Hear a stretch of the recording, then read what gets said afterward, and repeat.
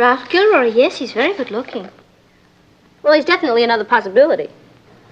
Patty, I don't know what this little tiff between you and Richard is about, but it's not a little tiff, and I really don't want to talk about it. All right. But you've only been not talking for 2 days. Do you think it's a little early to be looking for a replacement? Kathy, this is war. It's never too early to build up your defenses. Besides, Ralph Gilroy really digs me. How do you know? When a boy keeps hitting you and pulling on your hair ribbon, that's a definite sign. Your hair ribbon? Back in elementary school, no matter how many times I kicked him in the shins, he kept pulling on my hair ribbon. And then, one day, it happened. I knew it was love. What happened? He kicked me back. I'd better get dressed. Are you sure you don't want to go to a movie with Freddie and me? Uh-huh. All right, Patty. I understand. After all, Richard might call again, and then you wouldn't be here to refuse his call. Kathy, I assure you I'm above that childishness. Well, perhaps Richard has decided to stop phoning and make a frontal attack. He wouldn't dare. If that's Richard, you can tell him to go jump in a lake. He's all wet anyway. Who was it? Was it Richard? No, but I think he sent you a box of candy. You didn't accept it, did you? Why not? Well, you can throw it in the garbage can for all I care. Throw it in the garbage can. When I'm here?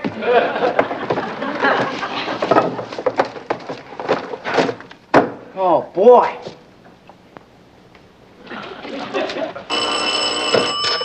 Paul? Is this 624-1098? Oh, hi, Richard. This is Ross. Oh, I thought I had the wrong number. Hey, Rich, this candy is great. Candy? What are you talking about? I'm talking about the candy. You mean somebody else sent this to her? Ross, would you ask Patty if she'd please come to the telephone? Sweets to the sweet. Al Cameraman.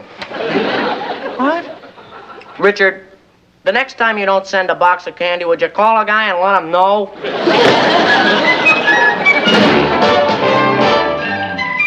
Meet Kathy, who lived most everywhere, from Zanzibar to Berkeley Square. But Patty's only seen the sights a girl can see from Brooklyn Heights. What a crazy pair. But they're cousins, identical cousins all the way. One pair of matching bookends, different as night and day. Where Kathy adores a minuet, The ballet russe and crepe Suzette. Our Patty loves to rock and roll, the hot dog makes her lose control. What a wild duet. Still they're cousins, identical cousins, and you'll find they laugh alike, they walk alike, at times they even talk alike. You can lose your mind when cousins are two of a kind.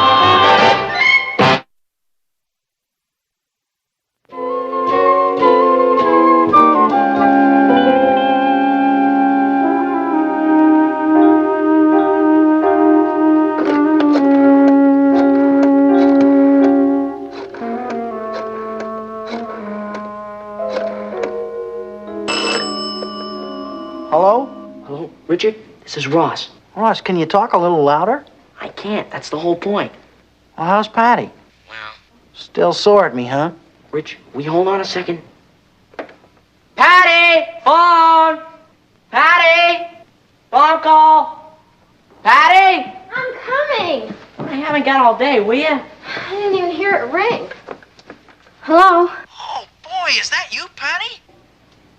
Who is this? It's me, Richard. Hello. Goodbye. What'd you do that for? I told you I didn't want to talk to Richard if he called. Sure, but he didn't call. What? I called him. You? Yeah, and now he thinks that... Oh, how would you like a knuckle sandwich? Don't flip your wig. I was just trying to patch things up. What makes you think I want to be patched? Mom! Okay, no more Mr. Nice Guy. What's the matter? Do you know what your son, the ankle biter, just did?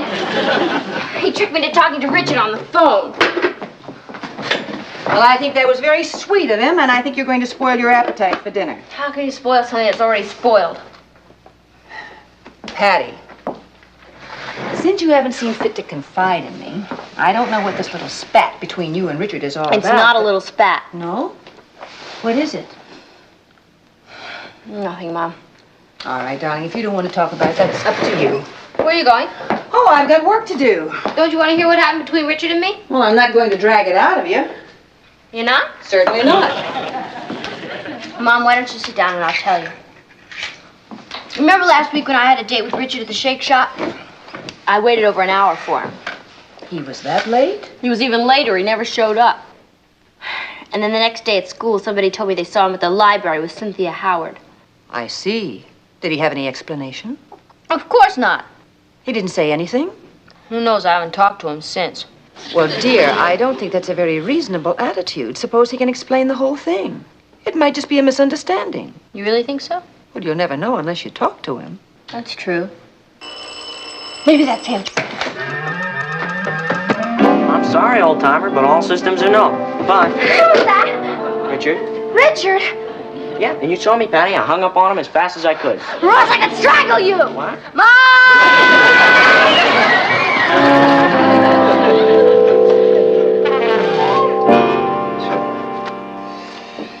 9, 12, 15, 16, 17, 19, 25, 30, 34, 36, 39, 42, 47, 49. 4 to carry. 4 and 3 is 7. 1 is 8, 13, 18, 20, 27. Do you want something, honey? No. How's it all going? Right now, it's quite a mess. Oh. Well, I won't bother you. 28, 30, 30... Was that the phone? No, I think that was the timer going off in the kitchen. Oh. 30, Well, I really don't want to bother you. 4 and 3 is 7. 1 is 8, 13, 18, 27, 28, 37, 44, 52, 59... Dear, may I interrupt? Just a minute, honey. 59, 66, 74, 74 and 6 is 80, and 9 is 89, and... is it really that important? It's about Patty and Richard. 66, 74, 80. Martin. Martin, she's just miserable about the whole thing. If she's so miserable, how come she went out with that cameraman boy the night before last? That just proves that he's shorter than she is. Natalie, that doesn't prove anything. Do you remember the 4th of July just before we got married? When we weren't talking. That's right. And you thought I was so miserable? Well, I dated Gladys Healy 3 nights in a row just to get even with her. Martin Lane, you told me you stayed in your room and read poetry. I did? 4 and 3 is 7. 18, 27, 28, 37, 44, 52, 52 and 7, Dad, 59. you busy? Very. 59. Well, is it going to be long? No, I should be through in a couple of years. 66. Well, all I want 70, is a quick yes or no. It's about getting an advance on my allowance. 72, 78. I'm willing to pay interest on it. 97 and 7 is 100 and Well, wouldn't you want a little extra 100, income? 100 and I'll wait until you're through. 4 and 3 is 7. 1 is 8. 5 is 13. 13 and 5 is 18. 18 and 9. Ross, would you get that phone, please? And get my head chopped off again? 18 and 9 is 27. 28. 28 and 9. 28. Why aren't you answering the phone? It might be Richard. That's why I'm not answering it. Hello? Oh, yes, he is. Just a moment, please. It's Eddie. Sorry.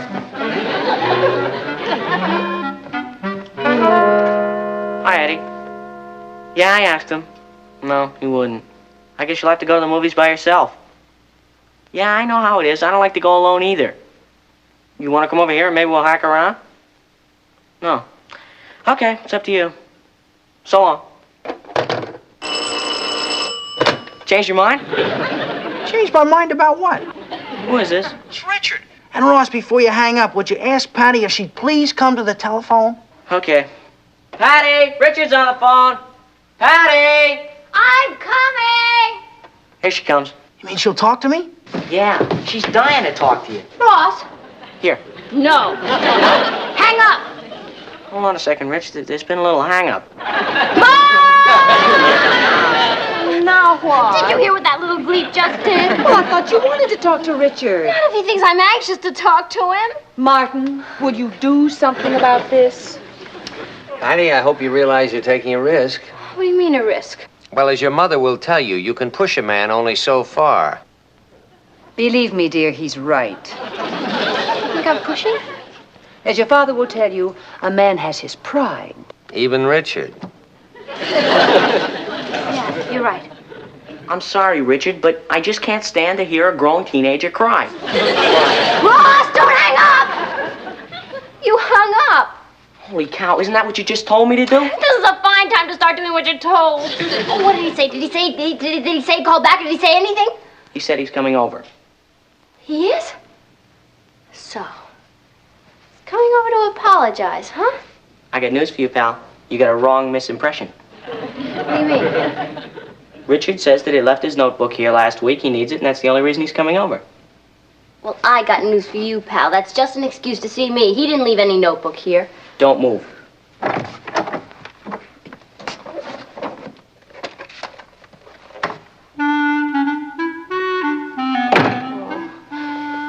In that case, he probably won't even come in. Always apologize. I'm sorry, Patty. It's not your fault, Ross. It's me. How can I hope to compete with a girl as cool as Cynthia Howard? I think you're just as cool as she is. Yeah? Am I just as pretty? Would you rather be cool and pretty? Thanks a lot. Well, I didn't mean it. Well, as a matter of fact, I think that any boy that wouldn't go for a girl as pretty as you must be out of his tree. Ross, that's the first time you ever said I was pretty. Well, Am I? Patty, I wish I had $1 for every time I've heard a certain person say so. Richard? No, Mom. Thanks a bunch. Wait a minute. Why don't you try to make up with Richard when he comes over? He's not even gonna come inside. He's just coming over to get his notebook. How about, suppose if you can't find it? Of course I can find it. It's right there. Yeah, but you know how things have a way of disappearing around here.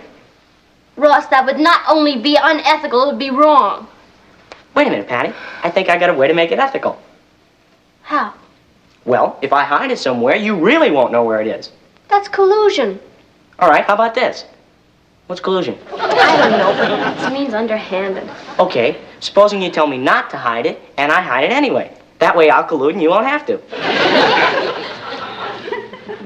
Ross, you're a great rap. Hey, wait a minute. I just had another idea. What? I mean, just as insurance. Collusion insurance? Yeah.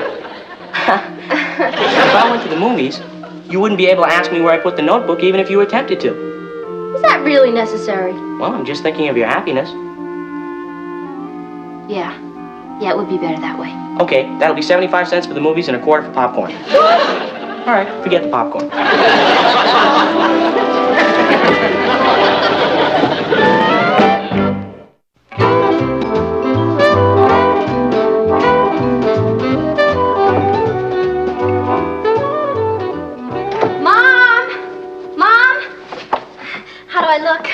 Oh, you look lovely, dear. You sure it's not too much? I mean, I really want to play it cool. Oh, you look great. I'm sure you win first prize. What?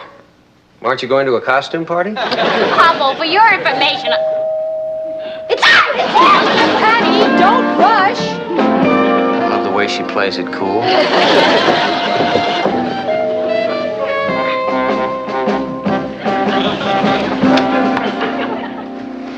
Hi. Good evening. Did Ross mention? Yes, he said you were coming by to pick up your science notebook. Oh. Well, I guess I'll just wait out here then.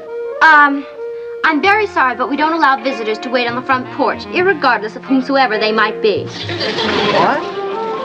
Come in. That sure is a pretty outfit, Patty. Well, this, I just didn't have a chance to get dressed. Oh, you're going out? I might, Well, then I better split. but I might not. So, why don't you just come in and sit down?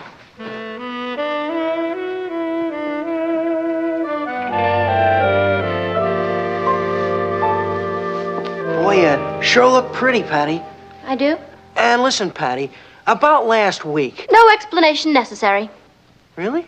Absolutely not. Where were you? What do you mean, where was I? I happen to know you were at the library with Cynthia Howard. I wasn't with her. She just happened to be there. I mean, it's a free public library. Oh, really? And when did you ever go to a free public library except to get warm? And what about our date to meet at the Shake Shop? What's the matter with you, Patty? You were supposed to meet me at the library. What? Yeah, I waited over 2 hours for you. You did? Under the circumstances, Richard, I feel there's only one thing I can say. I forgive you. Boy, I sure missed you. You did? Yeah, it seemed like a year, you know? I know. Boy, time sure doesn't fly sometimes. Yeah, Patty, Yes, Richard. Holy cow! Time sure does fly sometimes. I gotta get that notebook and start cramming for that test on Monday. But today's Saturday. You have 2 whole days. I know, but I've been goofing off for 2 whole months. And my dad said if I don't bring my grade up, I've had it. What do you have to bring it up to? Anything that doesn't look like an F. Really, I gotta go. Could I please have that notebook? Yeah, I think Ross said he saw it someplace. See you later, Patty. Going to a movie. Ross, wait a minute. Wait. Look, Richard needs that notebook. I mean, he really needs it. You know what I mean? Certainly, Patty, and I sure wish I could help you, but I gotta get over to Eddie's. No, I'm not kidding. He really needs it. Ross!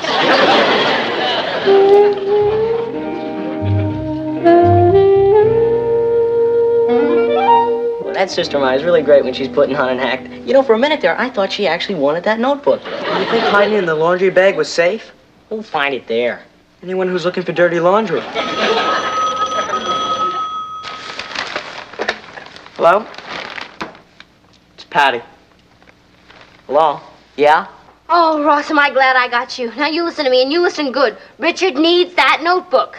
Patty, is Richard there by the phone? Yeah. For a minute there, I thought you were serious. I am serious. Where is the notebook? Boy, Patty, what a put on. Ross, where is it? Keep it up, Patty. Keep it up. You're doing great. Ross, this is your last chance. If you don't tell me where that notebook is, I swear you'll regret it for the rest of your life.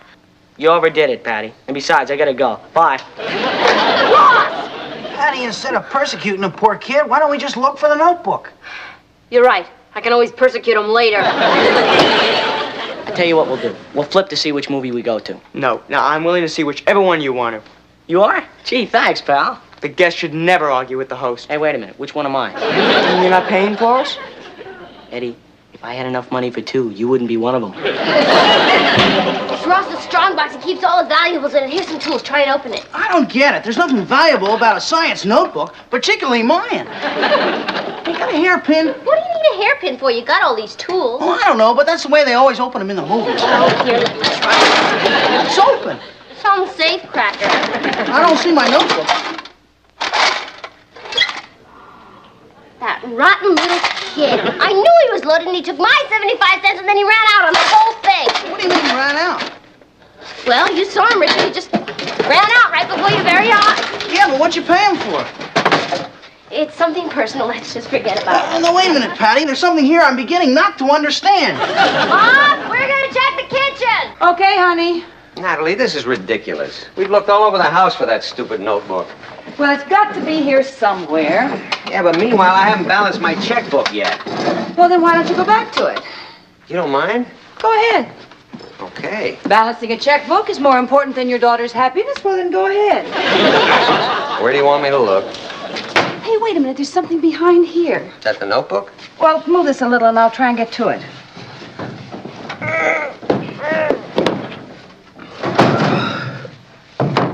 Are these the cigars Ross gave you last Christmas? Oh, yeah. You didn't smoke them. I smoked one. Well, maybe I should raise his allowance. Boy, is he cheap.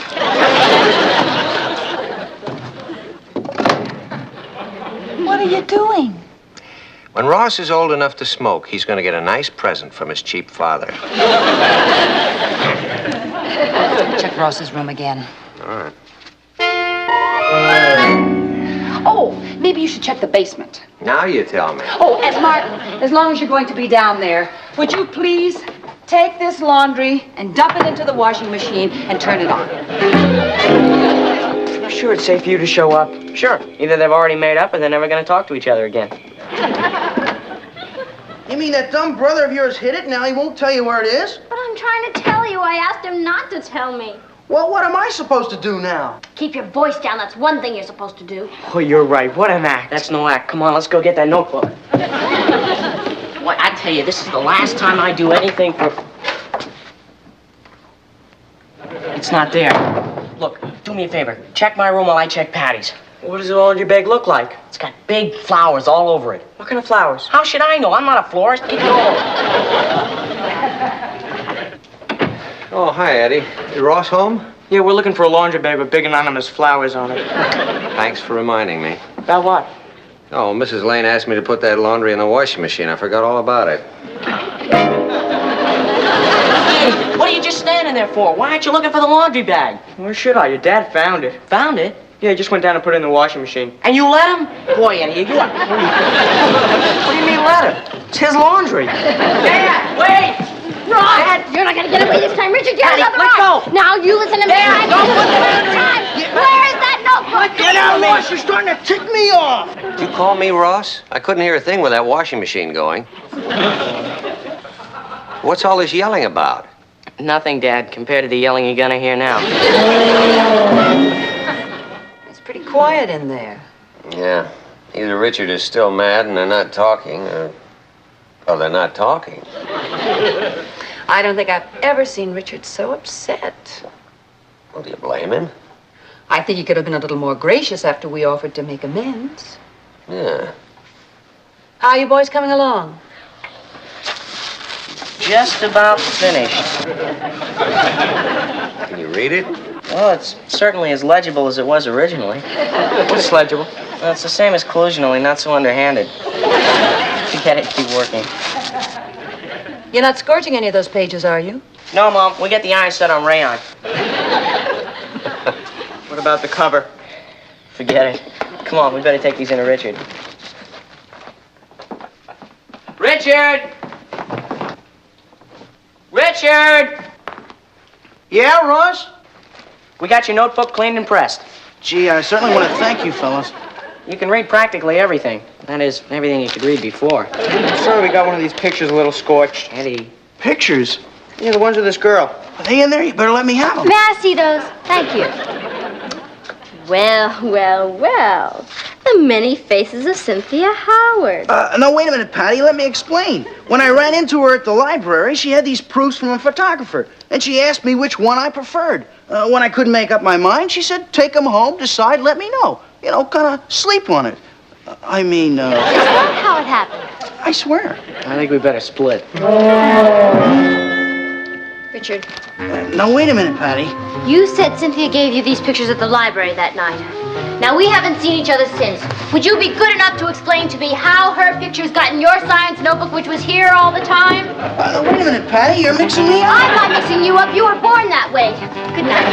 Now, don't say anything you'll regret. Just go home and think this over very clearly, and when you've got a reasonable explanation, call Cynthia Howard and give it to her. I'm sorry, Patty. Oh, that's okay, Eddie.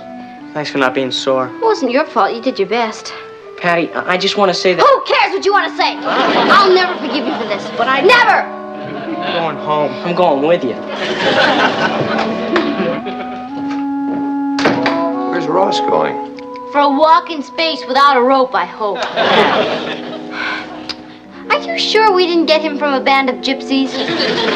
Well, I don't think it's fair to blame your troubles on him. No, you're right. It's all your fault. Our fault? How do you figure? Well, if you two had been stronger 14 years ago when I was running around the house saying, I want a little brother, I want a little brother, none of this would have happened.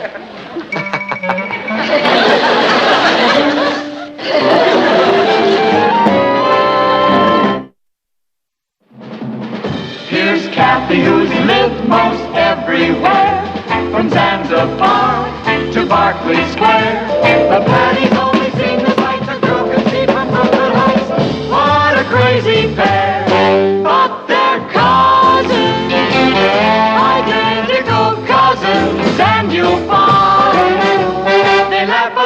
walk alike, at times they even talk alike. You can lose your mind when cousins are two of a... Two in the dining room living it up. Thank you, Kathy. And I want all of you to be especially careful not to get on his nerves tonight. Is that clear, Ross? Sure. If I think of something that'll get on his nerves, I'll save it till tomorrow. Is that the idea? Yes. No. Ross, your father's a little upset right at this time. It's that circulation war with the Evening Express, isn't it? So remember, I don't want to hear one word about the newspaper. Hello, everybody. I'm home. Oh, dear, when he sounds that cheerful, I know he's in a bad mood. Now, remember, Not one word about the newspaper. Hi, honey. Hi, dear. Gee, it's good to have you home early for a change. Here, Uncle Martin, I'll take your briefcase. Well, Kath, there's some papers in there I want to look at Slippers are before right here, dinner. Dad. Here, let me help you all over here. Son, what are you doing? Take it easy, will you? Ow! Ross! Sorry about that. Incidentally, the answer is no. About what? About whatever it is you're after. Honey, he's just trying to be helpful. There. Comfy? And we're not going to redo the living room now. All I want is for you just to sit back and relax until Here's your pipe, dinner. Uncle Martin. Now, if there's anything you want, you just let us know. I'm sorry. All I would like right now is a little uninterrupted peace and quiet. Hi, everybody. Are you ready for this? A candy striper's uniform. They've accepted you at the hospital. Wonderful. Yeah, Mrs. Williams, the head nurse, says it's going to be a lot more hard work than glamour, but who knows where it could lead. I might wind up in a jungle hospital. We should be so lucky. That'll be enough of that, son. Patty, I'm very proud of you. When did you get interested in being a nurse's aide? Well, there was this newspaper article calling for volunteers. Oh? I don't recall the Chronicle running anything like that recently. No, I didn't read it in the Chronicle. Patty, I read it in the Evening Express. Yeah, Ma? forget it.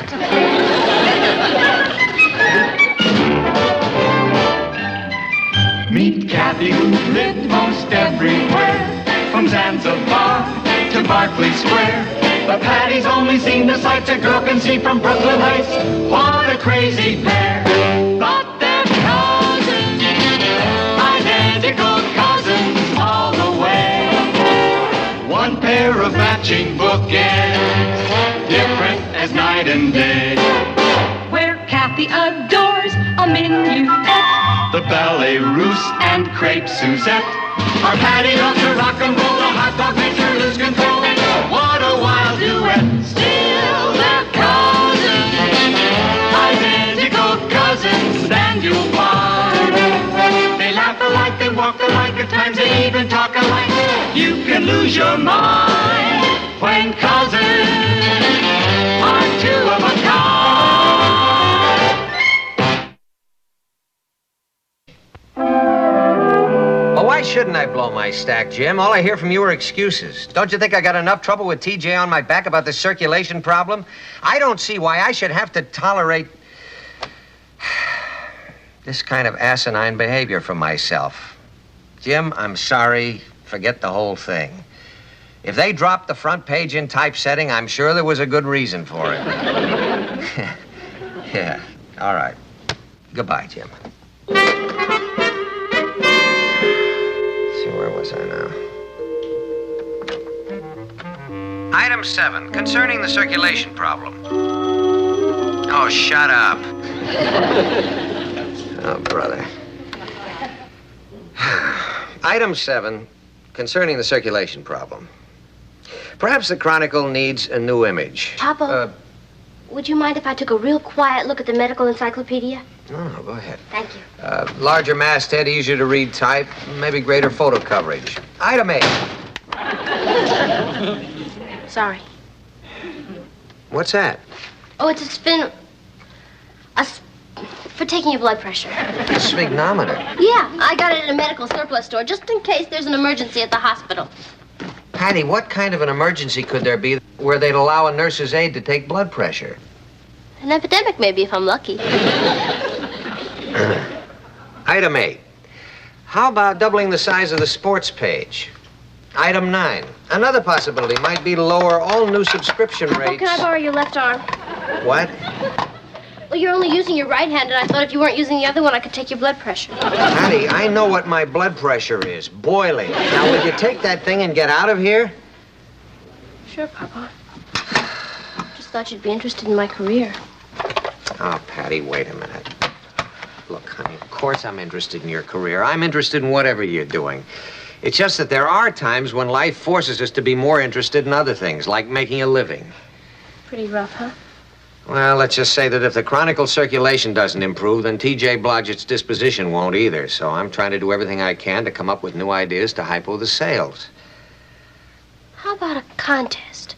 Oh, the Evening Express specializes in contests. They run every one in the book. Yeah, but a medical contest? A what? A medical quiz.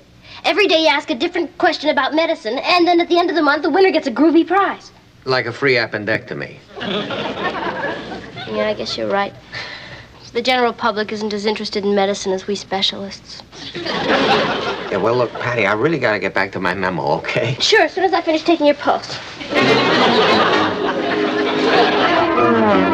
duodenal ulcer is easily distinguished from the peptic variety by noting that... Ow! Oh!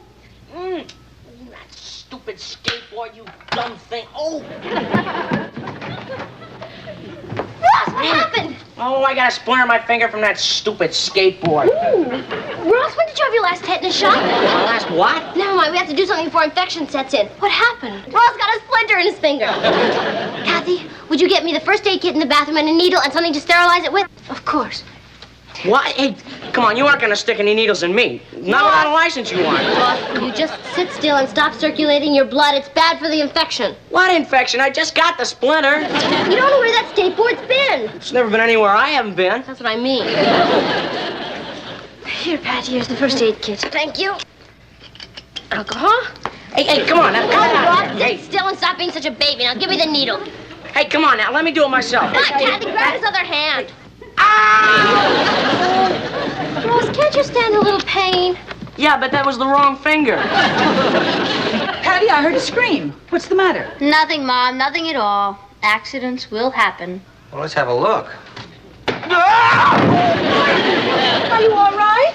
Oh, my ankle. Oh, don't anybody touch him. He might be fractured. Just stay away. Let him breathe. Okay, now. Don't worry, Papa. I'll help you out. Let me see. Bandage, compress. Oh, darn, I don't have any splints. Natalie, would you please call the doctor before she starts to operate? Keep him quiet now.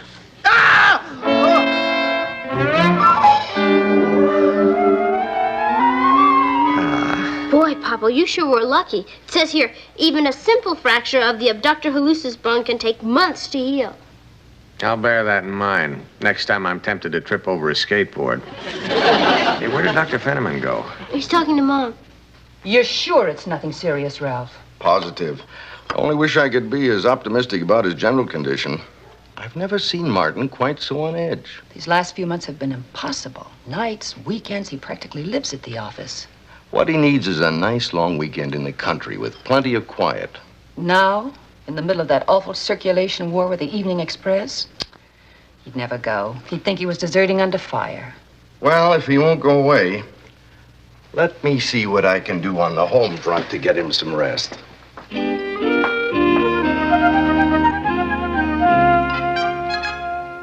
What's the verdict?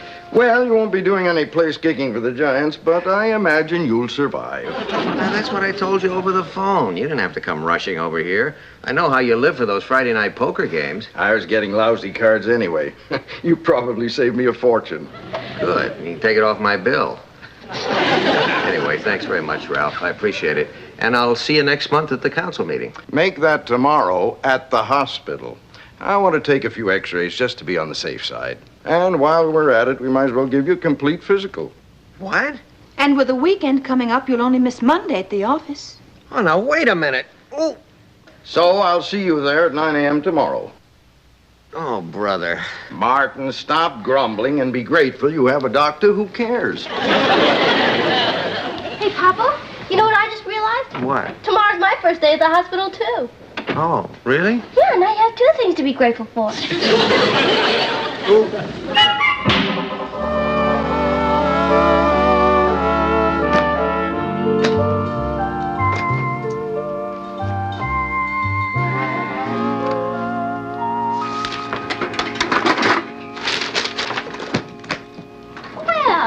there, Papa. It's time for your orange juice. Oh, Patty, I'm not thirsty now. Papa, let's not get off on the wrong foot. You need your vitamin C. Now, come on, drink up. I have lots of work to do.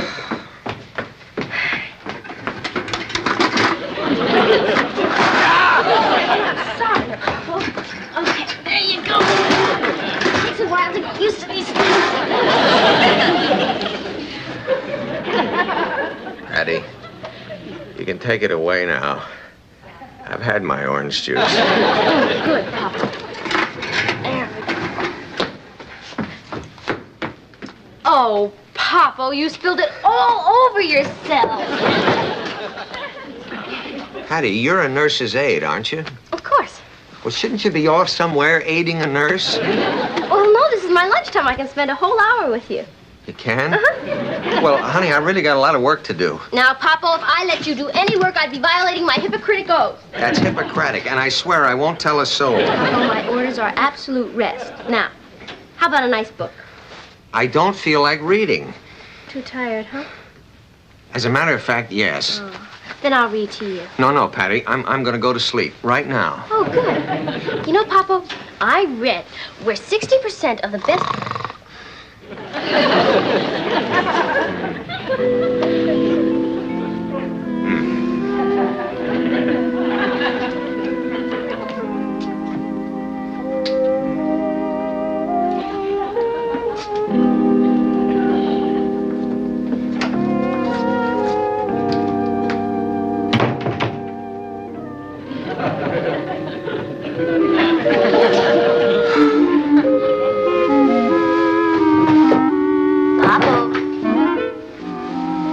If you're looking for your briefcase, I took it for the duration. Pleasant dreams. Bye.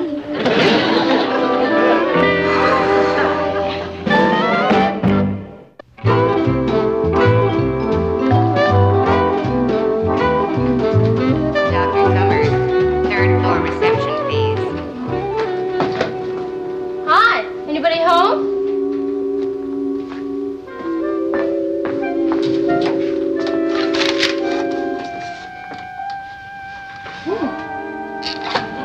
Mr. Schroeder?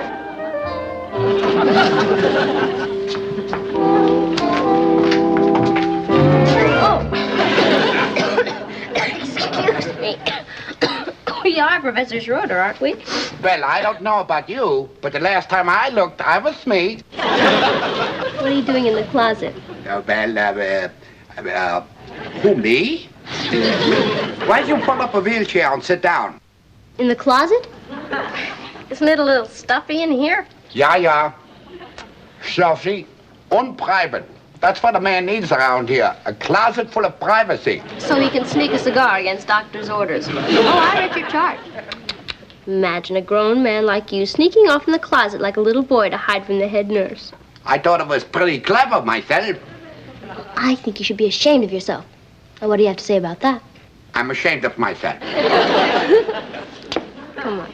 Let's just come right out here and make ourselves comfortable. We'll sit down and we'll wheel right over there. There you go. That's nice.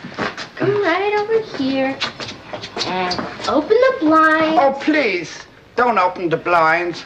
From here, you can see the incinerator. So? You expect me to watch all that wonderful smoke pouring out of that chimney when you won't let me even sneak a teensy-weensy cigar?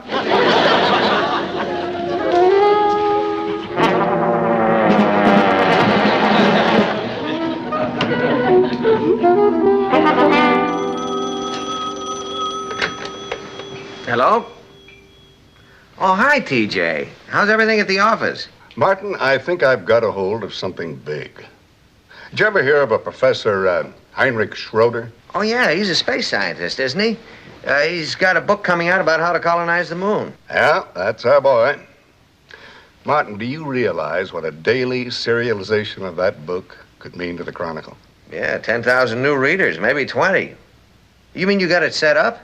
No, not exactly. I've decided to leave the details up to you, inasmuch as Schroeder checked into the hospital there this morning. Now, all you have to do is find out what room he's in, then you make your pitch, and then... Oh, now, wait a minute, TJ. I can't go barging into a man's hospital room with a business proposition. That isn't ethical. Who said anything about barging? Use your ingenuity. Like what? Like you used to when you were a young reporter. Without ethics. Yeah, wait a minute.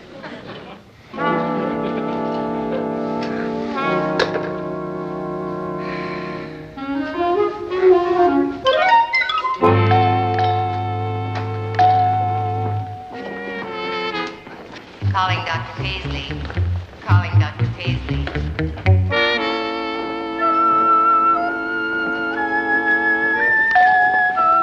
Popo, you know you're not supposed to be out of your room. Oh, well, I just thought I'd stretch my legs. I mean, my arms. So I decided I'd better take a little walk. Ride. Dr. Fenneman says you're supposed to stay off your feet. I am off my feet. I'm sorry, Popo, but rules are rules. Honestly, Kathy, he is positively the worst patient I've ever handled in my entire medical career. He won't stay still a minute. I can imagine. Patty, there must be something you can do to get his mind off the Chronicle. Yeah, but what? Perhaps it would be good therapy if you got him interested in someone else's problem. Mm-hmm. Yeah, it's a good idea. Of course, I don't know how you'd go about it, but... Oh, that's okay, Kathy. I'll figure it out. Papa doesn't know it, but he's about to get a crash course in instant therapy. Thanks a lot. Goodbye.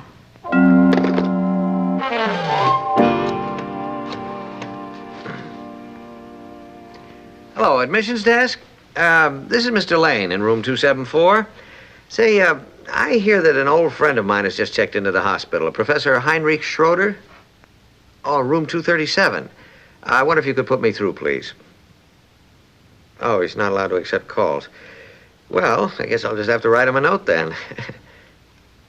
No messages either. Well, excuse me, I'll have to hang up now. Papa? Huh? I found someone to cheer you up. Oh? I'd like you to meet Mr. Peabody. Mr. Peabody, this is my father, Mr. Lane. Mr. Peabody came in with the same problem you have, a sprained ankle. Oh, really? Well, of course, Mr. Peabody, I didn't really sprain my ankle. I just twisted it. I'll be walking out of here first thing Tuesday morning. That's what I thought, till the complications set in. Complications? What kind? Who knows? They ain't been able to find them yet. 6 weeks ago, I come here a healthy man. Now look at me. Even my hair hurts. Now, Mr. Peabody, you just stay here and have a nice long chat with Papa. It'll be good for his morale.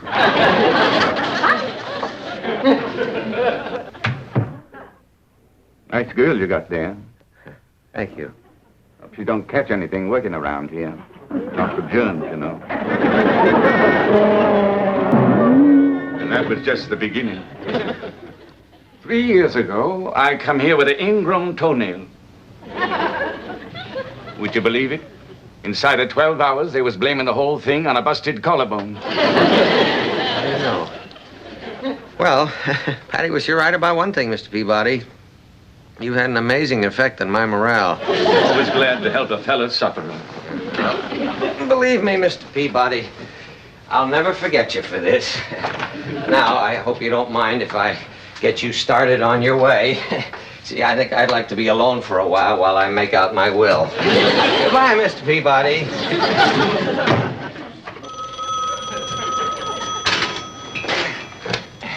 Hello. Oh, yeah. Hello, TJ. Well, no, I haven't. Not yet. But you only called an hour ago, and I... Yes, TJ, I know they can circle the Earth in 90 minutes. But it just so happens I don't have a booster rocket on my wheelchair. TJ, I'm sorry. I'm going to have to hang up. Goodbye. Papa? Huh? I brought a visitor by for you. I thought you might be bored, so this is Peter Mason, and he's come by to cheer you up. Hi, Mr. Mason. No, I think you're Mr. Mason. Oh, yes. That's right. Mr. Mason is a poet. Oh, really? Mm-hmm. He hasn't had anything published yet, so I thought maybe you could give him some advice. Yeah, well, I'd be very happy to. Well, it just so happens I have a sample of my work right here, Mr. Lane. It's a short history of Liechtenstein. Well, that's a very impressive piece of work, Mr. Mason. 857 pages. If you spread them all out, they'd be larger than the whole country.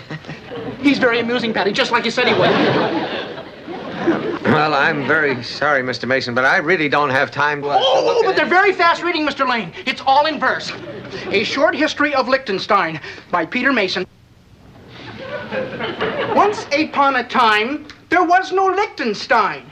It was just a bunch of scenery with idlewives and greenery. Everywhere were castles run by knights and vassals. In winter they were frozen because they dressed in lederhosen. And from the mountains to the valleys, with beer and sometimes wine, they toasted the new nation, and they called it Liechtenstein.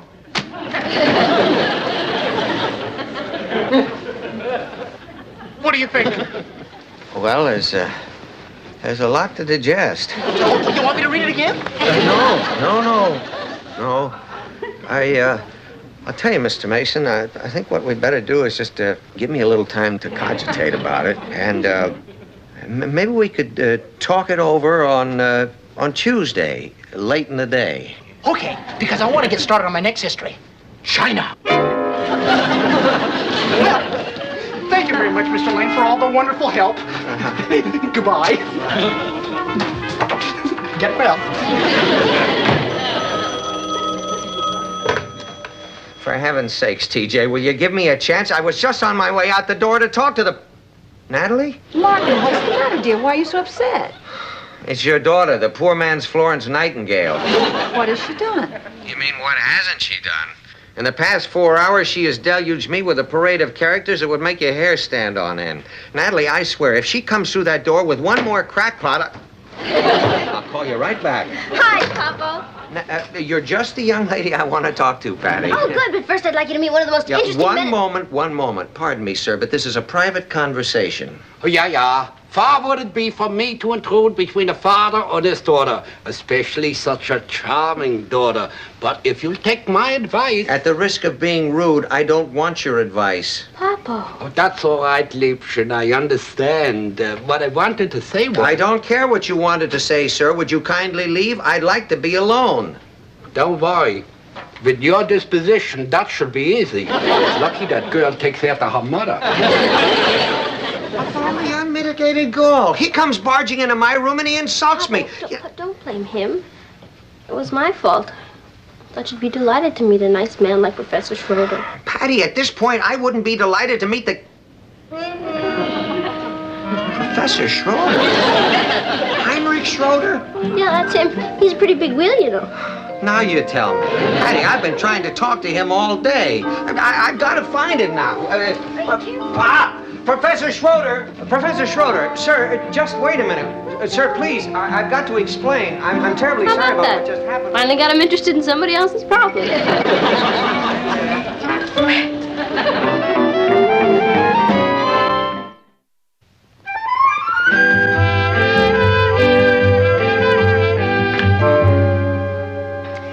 I must say, Professor, it was very generous of you to accept my apologies for our little misunderstanding the way you did. Well, if there's one lesson I've learned in life, it's never to trust first impressions. Well, I'm glad you feel that way. Now, what about the Chronicle's offer to serialize your book? Okay. I make you a wager. How do you mean? A bet. You win this game, and I give you what you want. Really? Gee, that's very sporting of you. Very generous. Not at all. Because I think in 3 moves, I got you beat. You think so? I think so. I don't think so. No? Why not? Because in 1 move, I've got you checkmated. No. Yes? Ah, show me. I'm sorry, gentlemen, but the game is over. It's time for supper. My dear friend, I am a man of science. I have been around the world, and I have seen many things. And this I say only to you. Boy, have you got a problem.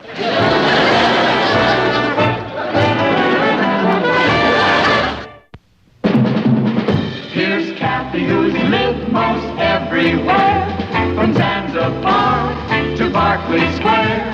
The Patty's only seen the sights a girl can see from Brooklyn Heights.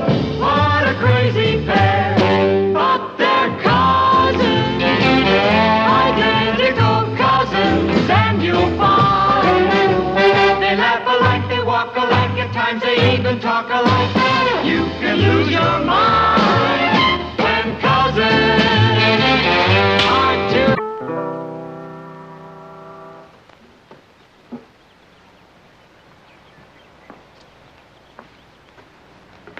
What's so interesting out here? Oh, nothing. The Johnsons are having their garage painted.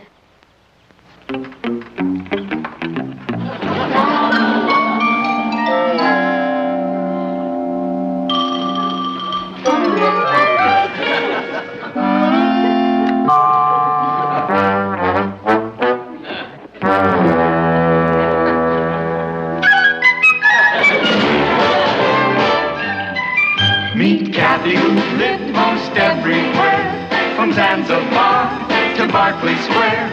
But Patty's only seen the sights a girl can see from Brooklyn Heights. What a crazy pair! But they're cousins, identical cousins all the way. One pair of matching bookends, different as night and day. Where Kathy adores a minuet, The ballet russe and crepe Suzette. Our Patty loves to rock and roll, the hot dog makes her lose control. What a wild duet, still they're cousins, identical cousins, and you'll find they laugh alike, they walk alike, at times they even talk alike. You can lose your mind when cousins are two of a kind.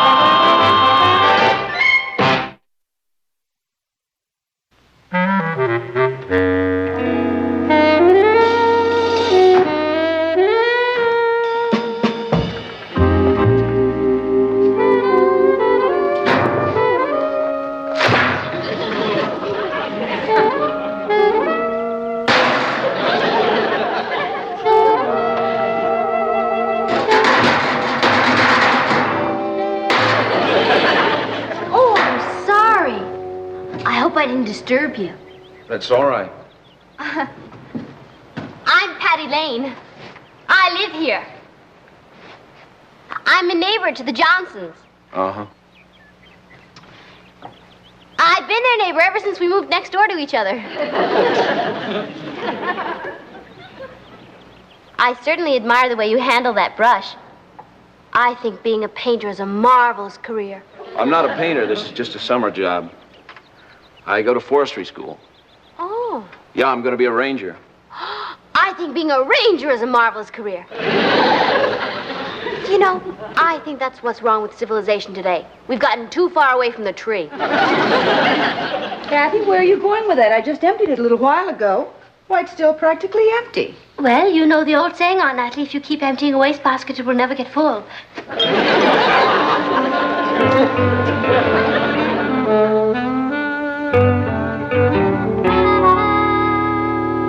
Mom, have you ever thought of how unselfish trees are? Not lately. It's worth thinking about. Do you know that some noble oak gave his life so that we could have this beautiful table? Well, in that case, I'm going to sue the furniture store. They told me that table was solid walnut. Where's Kathy? She just went to empty the wastebasket.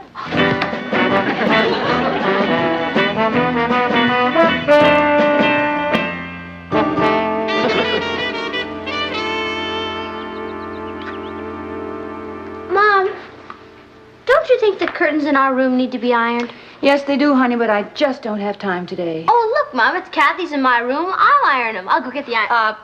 Pat, I don't think that's a very good idea. You know, the last time you tried to iron them, you almost burned the house down. Oh, yeah. Well, look, if you're trying to tell me that Kathy is a better ironer than I am, I won't be hurt. I'll go tell her.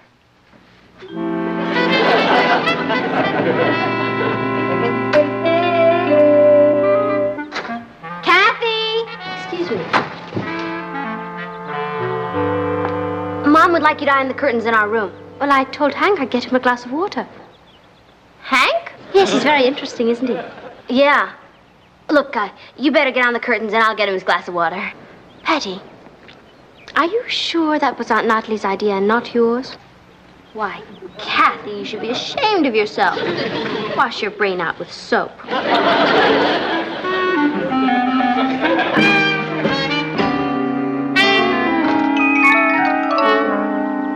Thanks, Patty. You're welcome, Hank. I know it doesn't have that tang of water fresh from a mountain stream, which I so love, but it's all we can get out of our tap. Funny how you and your cousin both go for the outdoors. Well, I suppose some of my enthusiasm is rubbed off on her. She said she once spent her vacation in the Alps and climbed the Matterhorn. She called that a climb? It's supposed to be pretty high. That's because Switzerland is so small, it just makes the Matterhorn look big by comparison. Give me the Rockies any day. Yeah. You like the Rockies? I've got an application in for assistant ranger at Yellowstone Park. No kidding. You know, you Rangers are the unsung heroes of our society. Tell that to Congress. If they don't pass H.R. 973A, this country's gonna be in big trouble. You're absolutely right. What is that? Forest conservation. Forest conservation is a must. It should be supported by everybody who loves wood. You really feel that way? Of course I feel that way. Do you know I was the only kid in my class who hated Pinocchio? Dr. S.L. Talbot, $50. Hey, Natalie, how long are we going to have to keep paying this dentist? Till we get Rose's teeth untangled. Well, I wish he'd smile once in a while when we have company so people could see what a generous father I am. Papa, excuse me. Can I ask you something about going to the beach again this summer? Yeah, what about it? Well, are we going to keep going there year after year? I thought you enjoyed the beach. Oh, yeah, I do, but, you know, there is such a thing as getting into a rut. I mean, all they have there is sand and water. Couldn't we do something more outdoorsy? More outdoorsy than the beach? Well, higher and greener. Like mountains and forests. Someplace where you can sleep under a blanket of stars and listen to the forest murmuring in your ears. Well, I'll think about it. Thanks, Papa.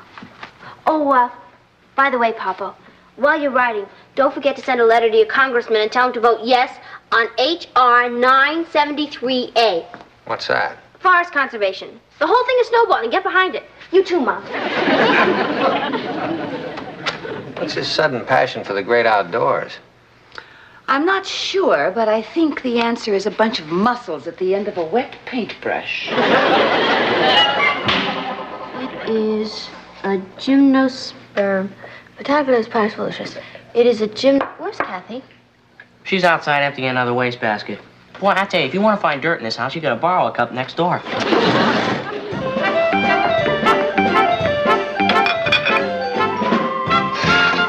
Oh, something new has been added. Tarzan is working with his shirt off.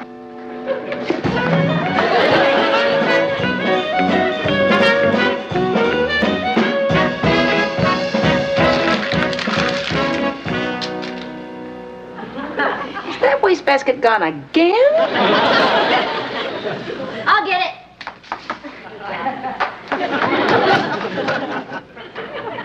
Kathy!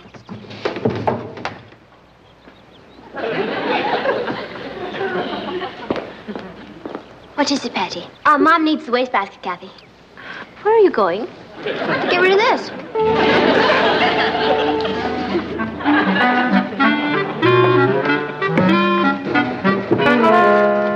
Hi.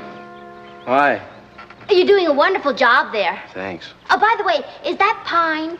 No, spruce.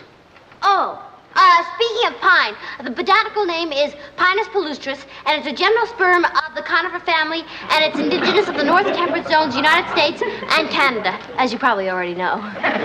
Yeah. The gas having wood in common. The way to remember is coniferous trees have cones and deciduous trees have leaves.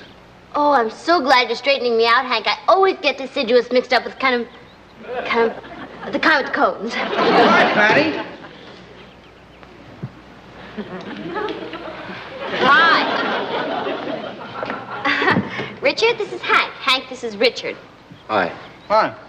Go on. What are some more of the deciduous species? Well, you've got your elm, your oak, your maple, your walnut, and so forth. Elm, oak, maple, walnut, and so forth. Maple walnut. That's one of my favorite flavors. Richard, we're talking about trees. Oh. What are some of the kinds with the cones? Well, they're your evergreens or needle leaf trees that hold on to their leaves all year, except for your bald cypress and your larch. Have you ever been to Sequoia National Forest? No. I was. My folks took me. You know what kind of trees they have there? Sequoias. Not exactly, but mostly. What about the bald cypress, Hank? Well, you find Let it me mostly... ask you this. Do you guys know why some maple trees give syrup and some don't? Because some are sugar maples and some aren't. Well, that's what most people think. Well, actually, it's true. But the important thing is when you're out looking for syrup, make sure it's a sugar maple. Because some of them aren't. Richard, can I talk to you a moment, please? Excuse us. Do you realize you're talking to a man who's practically a forest ranger? So? So people who pretend they know things they don't know just make fools of themselves, which is exactly what you're doing. Yeah, well, don't expect me to support that forest conversation bill. Conservation. Well, I'm not going to vote for either one of them.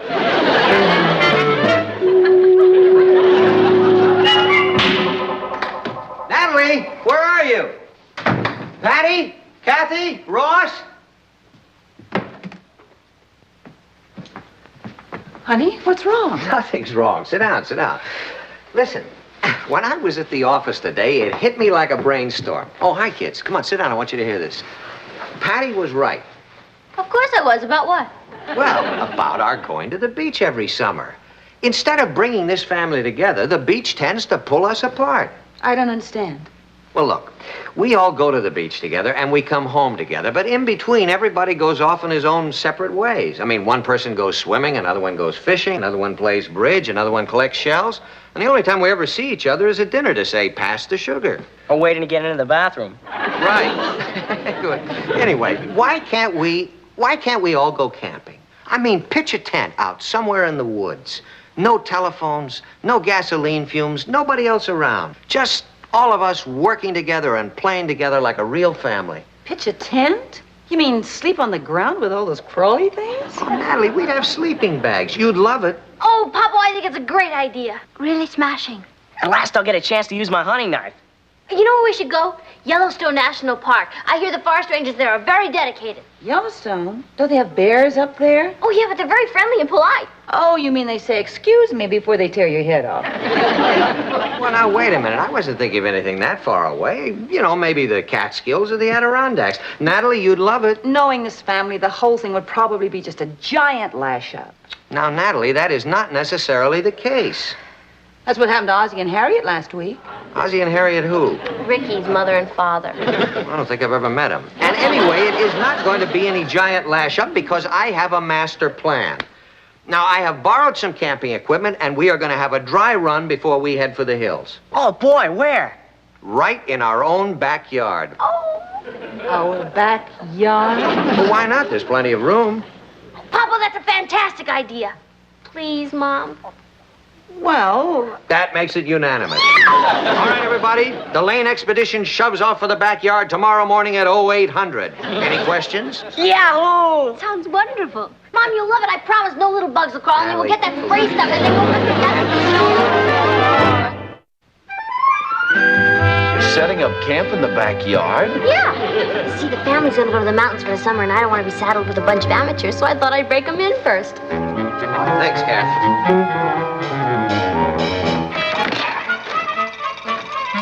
6-man life raft? Don't tell me you expect a flood. Oh, of course not. Ed just gave me all the equipment he had. This is ridiculous. Lewis and Clark didn't take this much stuff. Lewis and Clark? Oh, Ozzie and Harriet's in-laws. No, Natalie, if you don't stop heckling, we may have to ask you to leave camp. Is that a promise? All right, everybody, let's get this show on the road. Come on. I better go help them out. Hey, Ross, you start untying the bedrolls. Oh, but I want to help with the tent. Oh, no, Kathy and I are gonna put up the tent. Mom, I'm starved. Don't you have anything to eat? I just found the dishes. Oh, good. I'll get it. No, you won't. I'll get it. No, you won't get it either. Why not? Because if we're going to do this thing at all, we're going to do it right. Now, as far as you're all concerned, we're out in the woods, miles from the nearest phone. That's funny. I can hear it just as clear as day. I repeat, Ross, we are in the wilderness. That is not a phone ringing. Don't be silly, Martin. That call might be for me. Or me. Or even me. Oh, come on now, all of you. Papa's absolutely right. If we're gonna do this, we're gonna do it completely. Thank you, Patty. Now, everybody tries saying to himself, there is no house. We are alone in the woods. Trying to keep a woman from answering a phone is cruel and inhuman. What phone? Do you hear a phone? I don't hear a phone. Do you hear a phone? No, I hear a bird ringing. Now, come on, everybody repeat after me. There is no house. We are alone in the woods. Well, come on, repeat it. There is no house. We are alone in the woods. Okay, Ross, you get started with the fire and girl... Holy smoke, you know, I'll bet that's Bert on the phone about the golf game. What phone? I don't hear any phone. No, Natalie, don't be silly. This is important. Papa, have you forgotten? There is no house. We are alone in the woods.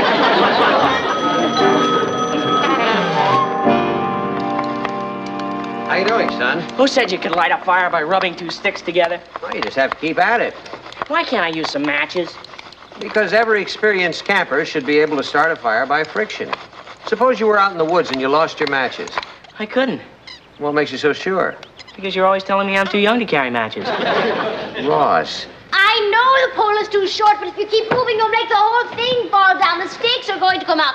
Come on, Patty, now stop it. All right, now, just simmer down in here. Let's have a little less argument and more cooperation. Now, this is simple. All you need is the pole that holds up this end of the tent. These are the only two poles left, and they're too short. Oh. Well, I guess we'll just have to improvise something. Let's see, I don't suppose a shovel would work, would it? No. How about those bamboo poles that come in the carpet?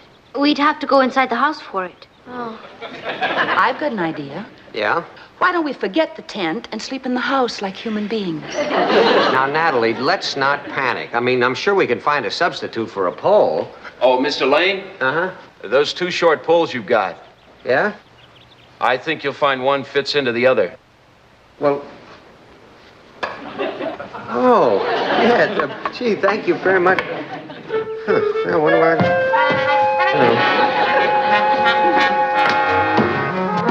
I tried to show them how, but they wouldn't listen to me. Well, I'm gonna pack it in. But you're coming back tomorrow, aren't you? Sure, to finish up. Oh, good. I can't tell you what a comfort it is knowing that we have a real live forest ranger right next door. Well, so long. See ya.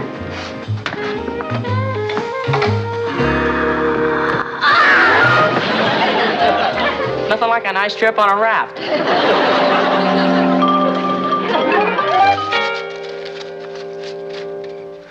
Patty, don't eat them until they're cooked. I can't help it. That may be never.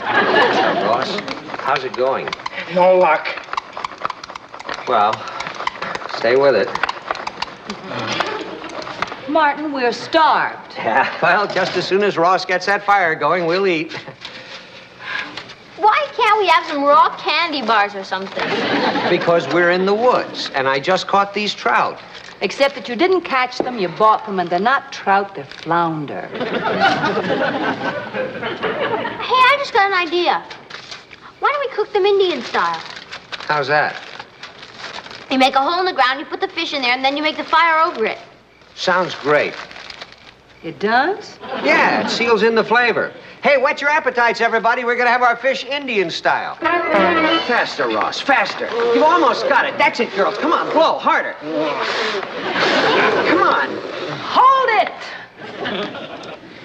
Now, I know there's no house, and I know there's no paper, and no kindling, and no match, but I am starved. Yahoo! I've been freed! Well, there we are. Fish Indian style. Okay, everybody, let's dig in.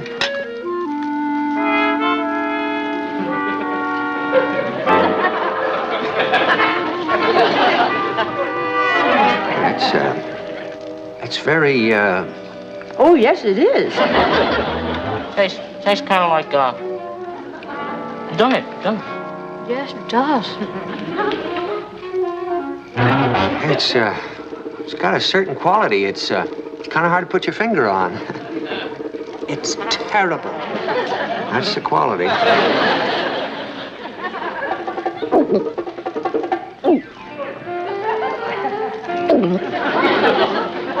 Patty, are you sure this is the way the Indians used to make it? I only told you how to make it. I didn't say it was any good.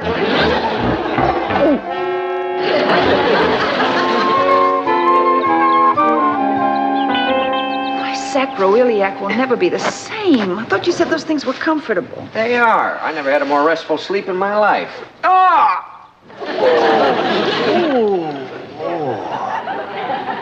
Boy. I'm going to go start breakfast. How would you like your eggs? Any way but Indian style. Hurry it up, will you, Kathy? Yes. What's the matter? Her blouse is caught in the zipper. How'd you do a stupid thing like that? Shh, what are you trying to do, embarrass me in front of the whole world? Don't worry, the whole world hasn't come to work yet. What's the problem, kids? Oh, it's the zipper. What's wrong? Why doesn't everybody stop asking stupid questions and do something? Have you tried putting some soap on the zipper? Careful, dear, you'll tear her blouse. Papa, please hurry it up. All right, now, don't get hysterical. Listen, I've got a thingamajig in the house for fixing a zipper. You have? Unfortunately, I don't have one here in the wilderness. All right, go get it, and I'll get pliers out of my... I wonder where I put it. I have you, Natalie. In case nothing else works, I'll get some soap. Hi. What are you doing in the sack so late?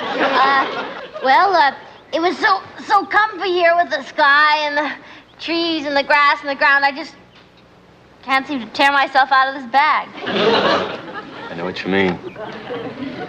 Well, I gotta get started. I got the pliers. Did you find a thingamajig, Nat? Yes, I'm coming right down.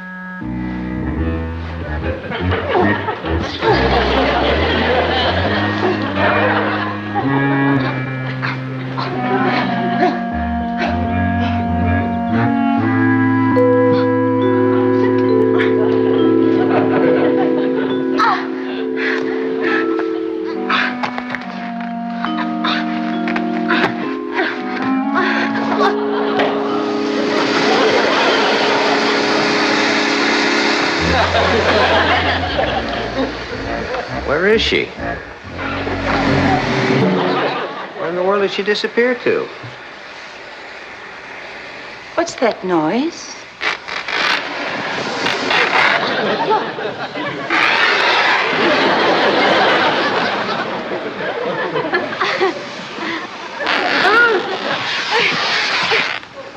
What happened? Nothing. I'm just looking out for forest fire.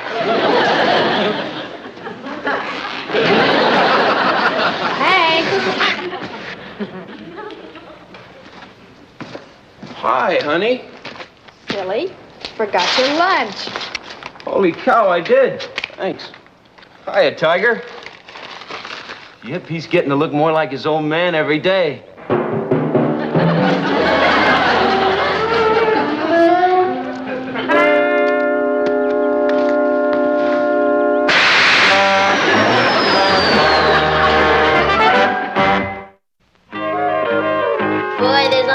Better than a white tablecloth. And here we are back to civilization. Well, we certainly learned a lot. Didn't we, though? All right, so we had a few problems. That's why we did it, to find the snags. Well, we certainly found them, didn't we? I'll say. Hey, girls, do I get the impression that you're not as keen about camping as you used to be? Well, I don't know about Kathy, but I'm as enthusiastic as ever. You are? Uh-huh. I think it's a group. You do? Yeah.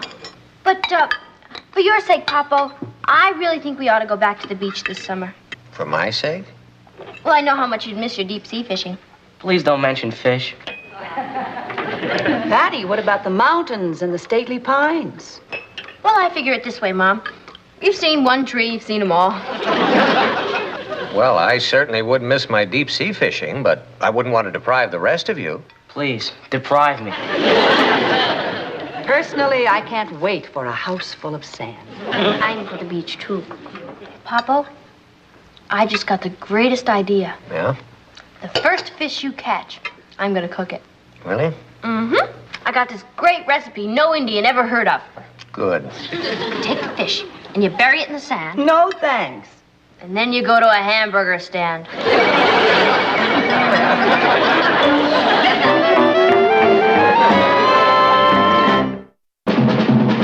Here's Kathy, who's lived most everywhere, from Zanzibar to Berkeley Square.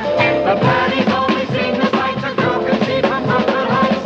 What a crazy pair, but they're cousins, identical cousins, and you'll find they laugh alike, they walk alike, at times times they even talk alike. You can lose your mind when cousins are two of. Cynthia! Kathy, I need your opinion. Your frank and honest opinion. What do you think of Doug Bailey? Well, frankly and honestly, I think he's dull, boring, and completely impossible. You're right. He never paid any attention to me either. That's not the point. Hey, something new's been added. Exchange student program. Wonder who we can exchange for him. My, that would be exciting. Buenos Aires is the Paris of South America. Maracas in the moonlight. Flamencos to a mad guitar. Dawn over the Andes. And I understand there are 4 men to every woman. That'd be heaven if a girl only got half her share. It certainly sounds exciting. Kathy, do you suppose... No, my family'd never let me go. Hey, but you could go. Oh, I'm afraid my family wouldn't let me go either.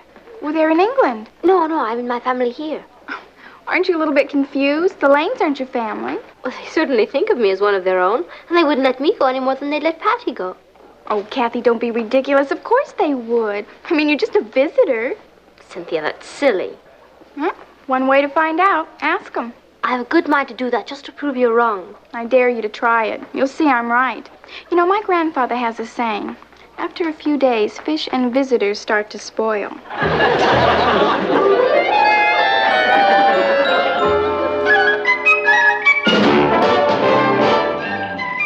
Meet Kathy, who lived most everywhere, from Zanzibar to Berkeley Square. But Patty's only seen the sights a girl can see from Brooklyn Heights. What a crazy pair! But they're cousins, identical cousins all the way. One pair of matching bookends, different as night and day. Where Kathy adores a minuet, The ballet russe and crepe Suzette. Our Patty loves to rock and roll, a hot dog makes her lose control. What a wild duet, still they're cousins, identical cousins, and you'll find they laugh alike, they walk alike, at times they even talk alike. You can lose your mind when cousins are two of a kind.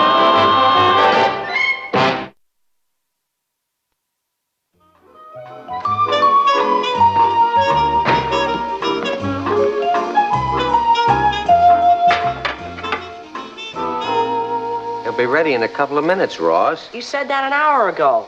Well, I had a little trouble with the fire going out. You know, if we'd done these in the kitchen on the broiler, we'd be finished eating by now.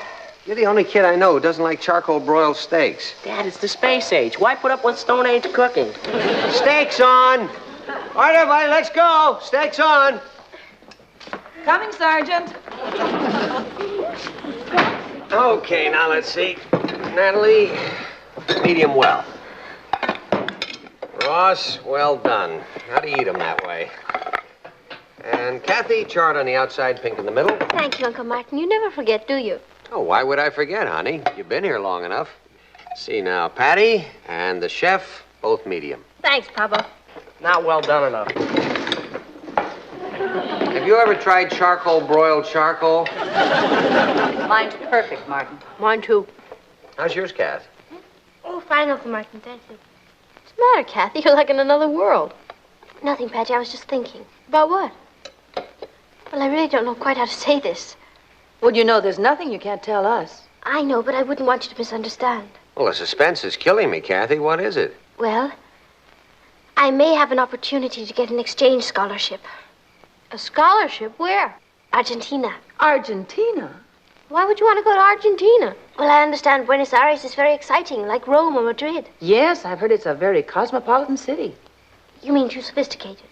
Oh, well, not for you, honey. You've lived in big cities before. Yeah, but Kathy'd be all alone down there. Not really, Patty. They'd put me with an Argentine family. But they'd be strangers. You wouldn't know anyone. Well, now, when Kathy came here, we were all strangers, too. I never considered you strangers. Kathy, do you know how far Argentina is? I know. You mean too far for me to go? Of course it's not too far. Are you kidding, Papa? Now, just a minute, everybody. Look, there's an atlas on my desk. Kathy, would you get it, and we'll find out exactly how far it is. You don't need an atlas. I can tell you exactly how... Oh! I'm sure you can. That's my shin. Oh, I'm sorry.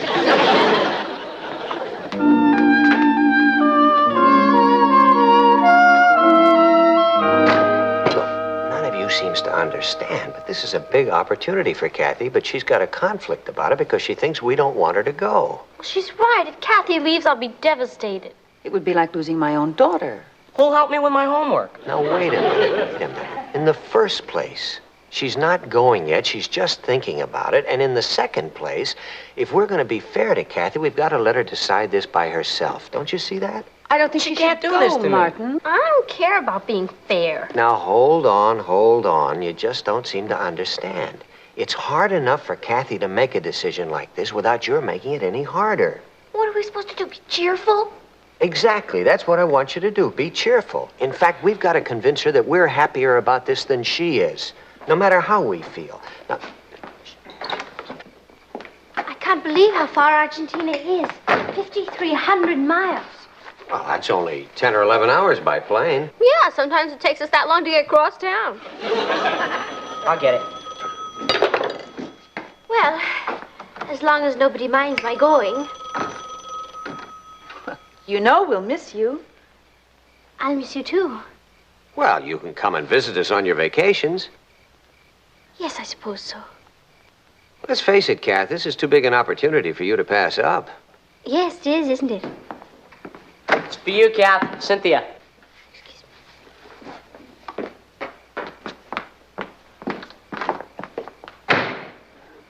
Well, how did we do? Well, not bad, but we're going to have to do even better if we're going to convince her. You won't believe this, Cynthia. Not only didn't they object to my leaving, they actually seemed quite cheerful about it. Yes, they didn't object at all. Isn't that wonderful? Well, of course. Oh, yes, I'm just so miserable I could die. I thought they'd put up a little fuss. Oh, what can I do? I'll just go right downtown tomorrow after school and fill out an application. Well, of course I'll miss them, but we'll write. And you know something else, Cynthia? Your grandfather was right about visitors and fish.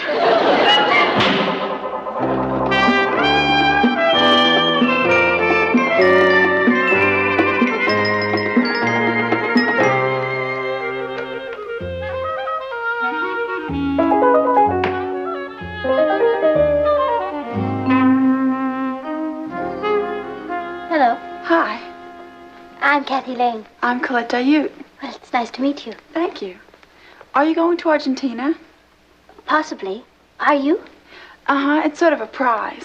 Oh, really? What for? I won the Miss Teenage America contest. Oh, well, congratulations.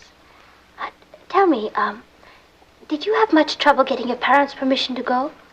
Oh, I'll say. For a while, I didn't think they were going to let me. What a fuss they put up. Oh, that's wonderful. Pardon? Nothing. Kathy Lane?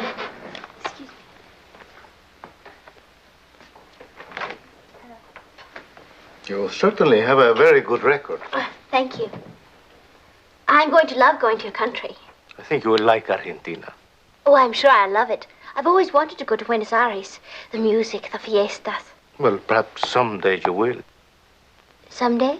What would be the point of sending you to Buenos Aires? It would be like sending you to Paris or Rome. Is that bad? No. But the purpose of this program is for you to absorb some of our native culture, our customs. You are going to Fin del Mundo. Fin del Mundo? Where is that? It's a small village high in the Andes, very colorful. And very isolated. Oh, very. You'll find it an ideal place to study. No distractions. And no boy. I mean, no distractions at all. Of course, Fin del Mundo has its boys. Fine boys in whose veins the blood of the conquistadores still boils. Even at that altitude? But naturally, your chaperone will be with you night and day to make sure they do not harm you. Naturally. Would you fill this in, please?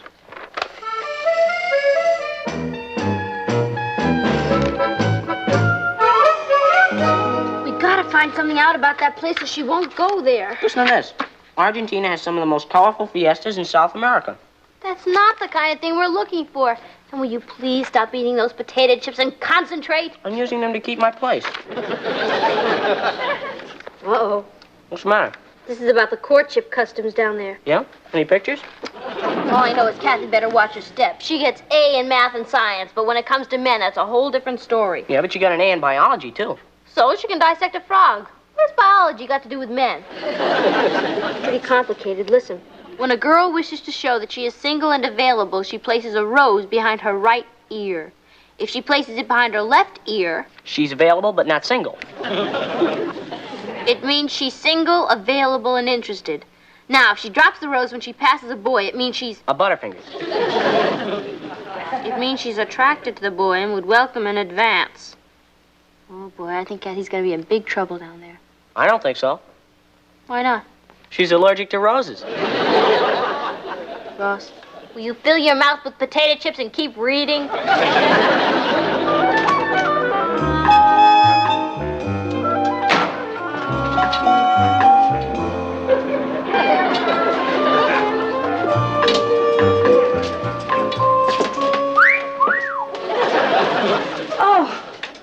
Hello, Martin.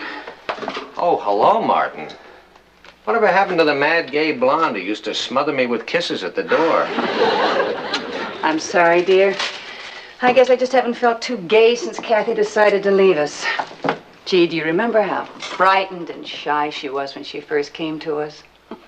My heart went out to her. Oh, I know how you feel, Nat. I love her, too, but this is something that she wants to do. This is something that's very important to her. We can't hold her back.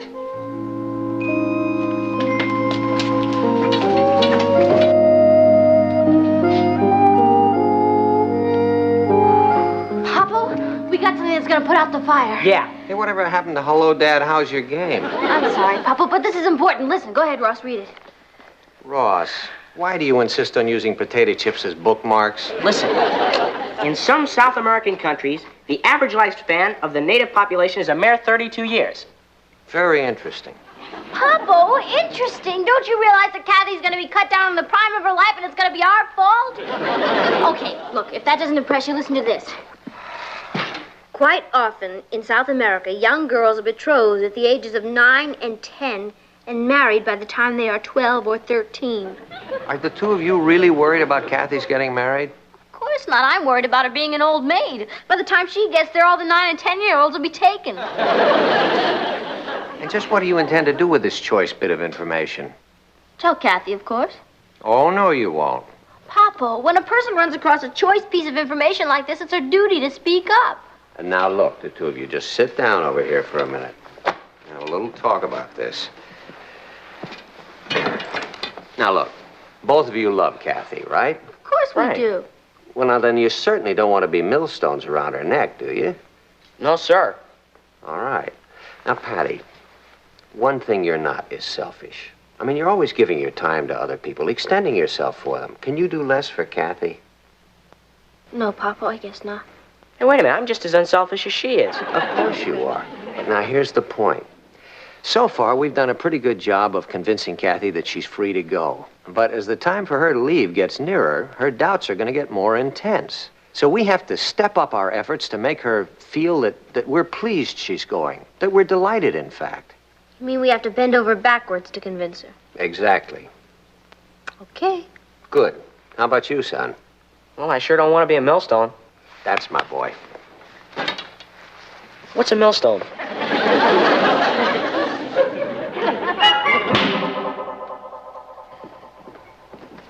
Hi, Kathy. Hello, Uncle Martin. Did you get your application filled out?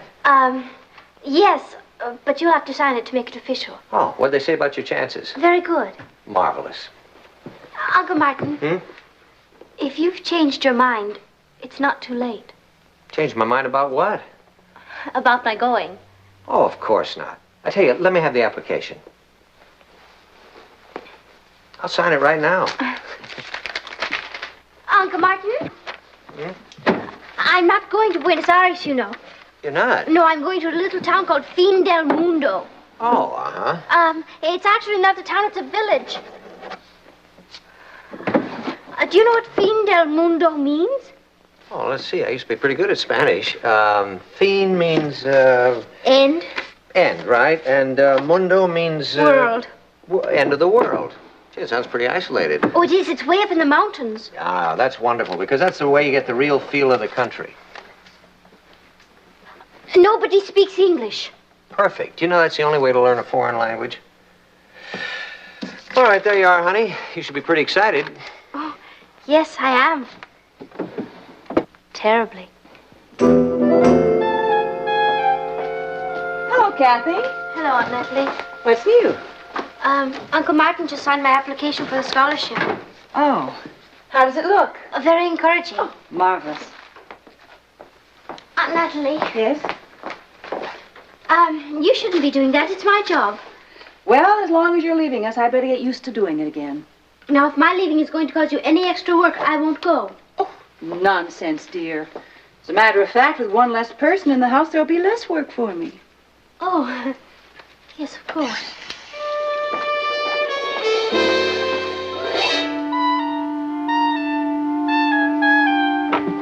Hey, Cat. Come here a minute. Yes, Ross, what is... Well, I don't want to get emotional about this, but we've been pretty close, haven't we? Of course we have. I mean, anything you want me to do, I'll do, right? Well, yes, and the same goes for me. And, Ross, you know I'd do anything you want me not to go, to do. You're definitely going to Argentina, aren't you? I suppose, so far. Why? I don't know if I should ask you this. It's awful big. Is it about my going to Argentina? Yeah. Ross, ask. Well, when you go, would you ask Dad if Patty and me can split your allowance?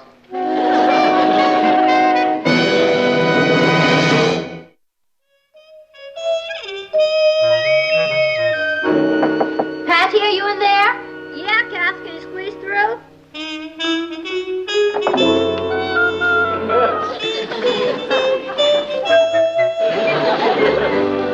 Patty, what's happened to this place? Oh, I didn't think you'd notice. What is all this?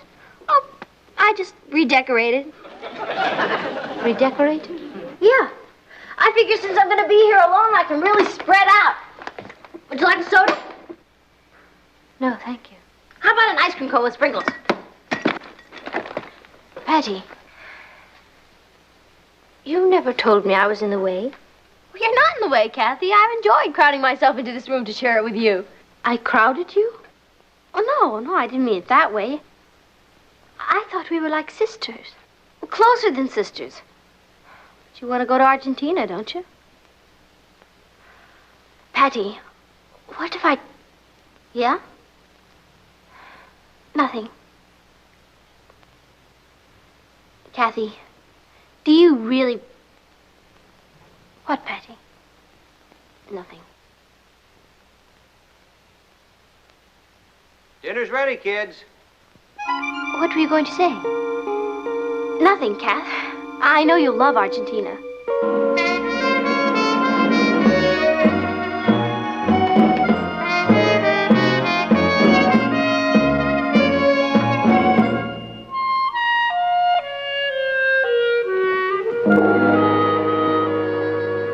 Anything besides bills, Kath? Yes, notice to report from my medical examination. Yeah, that's the last step before Argentina, isn't it? Yes. Well, as healthy as you are, the only thing that could stop you is an attack of gout.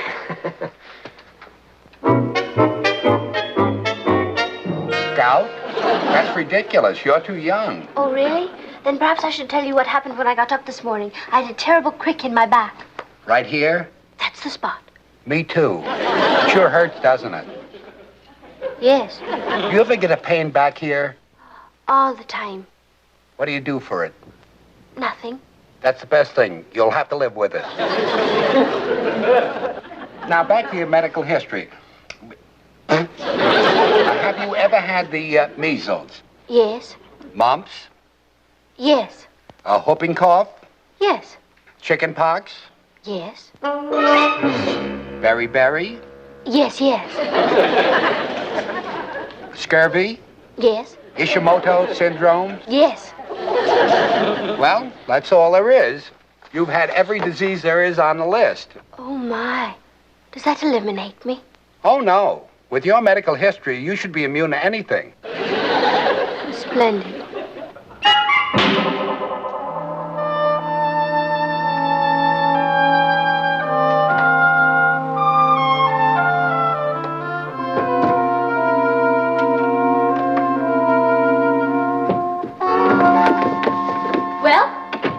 Well, what? When do we start the countdown? Not for a couple of days. They'll send the official letter to Uncle Martin. Oh, are you sure you passed? Well, of course I passed. I've never been sick a day in my life. Gee, that's tough. You mean you don't want me to go?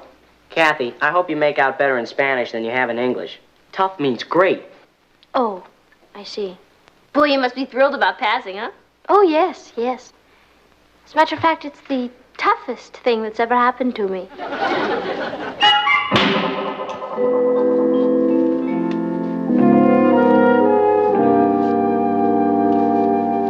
Martin! On my way. What is it? It's from the exchange program. Oh, boy. You don't suppose we could burn it? Don't tempt me. Dear Mr. Lane, we regret to inform you that your niece, Catherine, has been rejected for the exchange student program. Martin. Her medical history shows a background of pellagra and... Pellagra? I never knew she had pellagra. Martin, you're not going to believe this, but Kathy has never had pellagra. You sure? Of course I know her medical history like a book. Don't you see? She made it up. Why? Because she's got a bad case of you don't love me anymore. Do you mean that all this time we've been trying to convince her that she was free to go, she's been trying to get us to... Say that we love her too much to let her go. Nat, that was marvelous. Thank you, dear. Hey, Dad, you want to hear a great riddle? Sure. What's green and flat and has 4 red wheels? Our front lawn. You lied about the red wheels. Kill that, Patty. You have 2 choices for dessert, pie or coffee cake. I certainly will miss your coffee cake, Aunt Natalie. Yeah, but with all that coffee down there, they must have some coffee cake. Ross, you've got the wrong country. Coffee comes from Brazil. I'm going to Argentina. Oh, Kath. Yes, Uncle Martin? I hate to disappoint you, Kathy, but you're not going to Argentina. What? You mean that, Papa? No kidding? Why not, Uncle Martin? For a very simple reason. Because we'd all miss you too much. He's right to be empty without you. Well, I was looking forward to it. Well, I'm sorry about that, honey, but you mean too much to us. You mean you won't let me go? I absolutely forbid it. Uncle Martin, you're not serious. I am. Isn't that being a bit selfish? It is. You're asking me to give up a marvelous opportunity. I know it. But you have no idea how I was looking forward to it. Well, now, wait a minute. Maybe I'm wrong, and if I'm being pig-headed about it, No, Uncle Martin, you've every right to be wrong and pig-headed. I mean, you're right. If you don't want me to go to Argentina, I'll make the sacrifice. Good. Well, now that that's settled, how about dessert? You have only to ask. What would you like? I think I'll have a piece of pie. Cake for me. It's a celebration. I'll take both. Kathy? Nothing for me, thank you. I've had my dessert.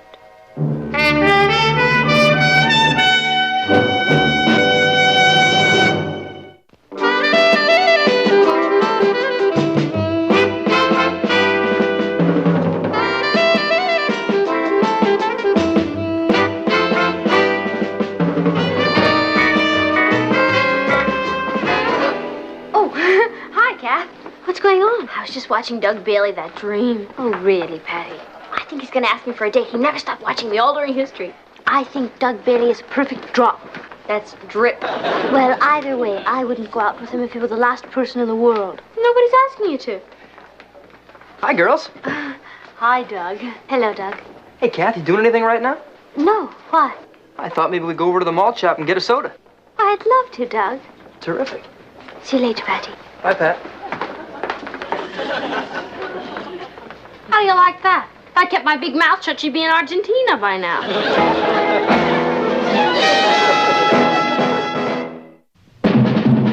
Here's Kathy, who's lived most everywhere, from Zanzibar to Berkeley Square.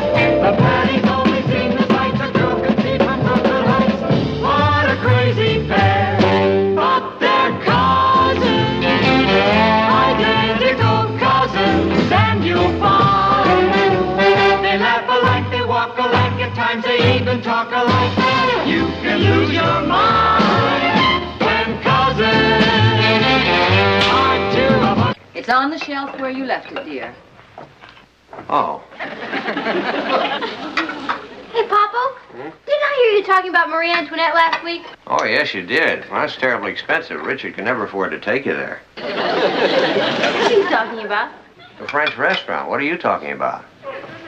I'm talking about the Queen of France who lost her head in the basket. I'm glad you didn't bring that up before dinner. What about Marie Antoinette? Well, I have to write a term paper for history. Oh, yes, history.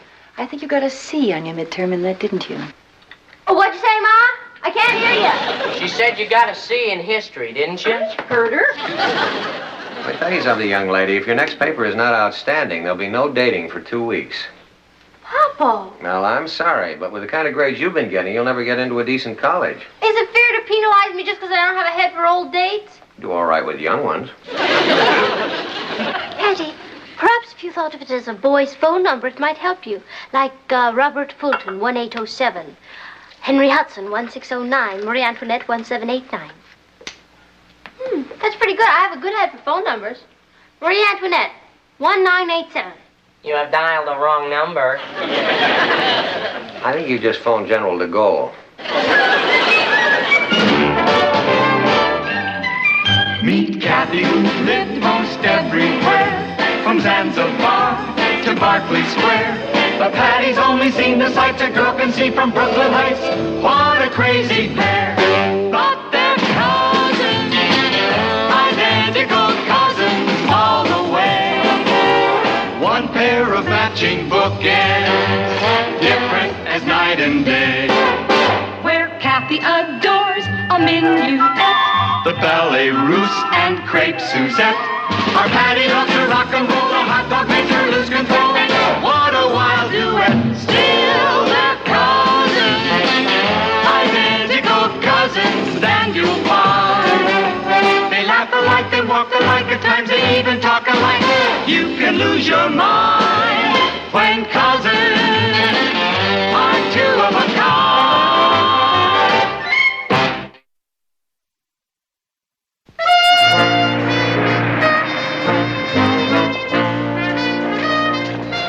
Hi, Patty. Hi, Rich. How about making the basketball game tonight? I can't. I have to work on my term paper.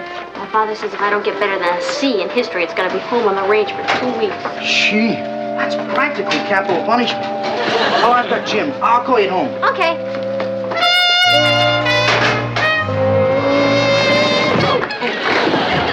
Gee, I'm sorry. I didn't see you. That's okay. Next time I'll put on my headlights.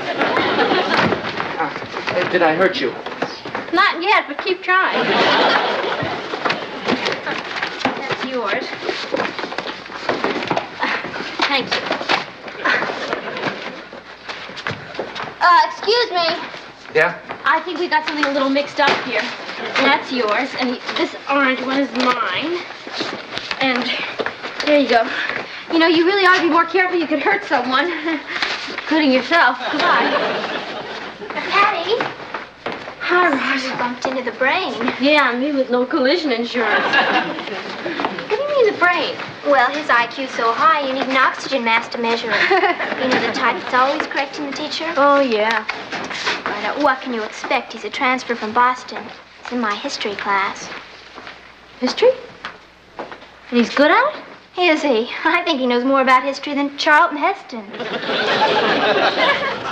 Boy, he sounds like he's got real depth. Don't tell me you're interested. Oh, well, Roz, I feel it's our duty to make a newcomer feel welcome.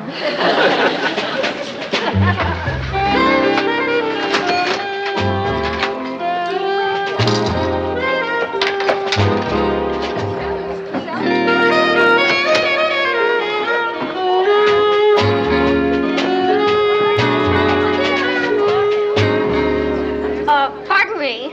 Is this seat taken? Oh, it's you. No, there's no one. Oh, let me help you. Thank you. I'm sorry. That's Did I okay. hurt you? I'm so glad I ran into you again because I wanted to... Oh, apologize. Let me take that. Thank you. I really do want to apologize. It was so clumsy of me bumping into you like that this morning. You didn't bump into me. I bumped into you. Oh, now I know it's very nice of you to try and take the blame, but I won't have it. It was my fault. I distinctly remember bumping into you and then saying, how clumsy of me, and I never apologized to that interesting-looking boy. Oh, that's all right. Me? Yes. You're new here, aren't you? Yeah, but I'm used to that. My father's a surgeon in the Army, so I've been in and out of lots of different schools. Oh, my, isn't that exciting? Did I get you? No, that's all right. I had something in my eye anyway. That kind of washed it out.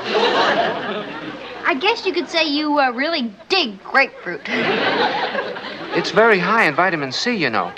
You get 39 to 47 milligrams per 100 grams of grapefruit, which is 50% of your minimum daily requirement. Is that right? Most people don't know that. No, you've got a wealth of information. Well, I like to keep up on things, current events and so forth. So do I. Of course, my big hang-up is history. No kidding. History's my favorite subject. I'm going to major in it in college. Isn't that a coincidence? Except I have one problem. Oh? What's that? I can't seem to remember things. Oh. Maybe it's because it all happened so long ago. Well, that's what history is, you know. You know what my biggest problem is? Writing about history. I have to do a term paper this weekend. Oh, boy, am I having trouble with it. Well, listen, look, I'd be glad to help you.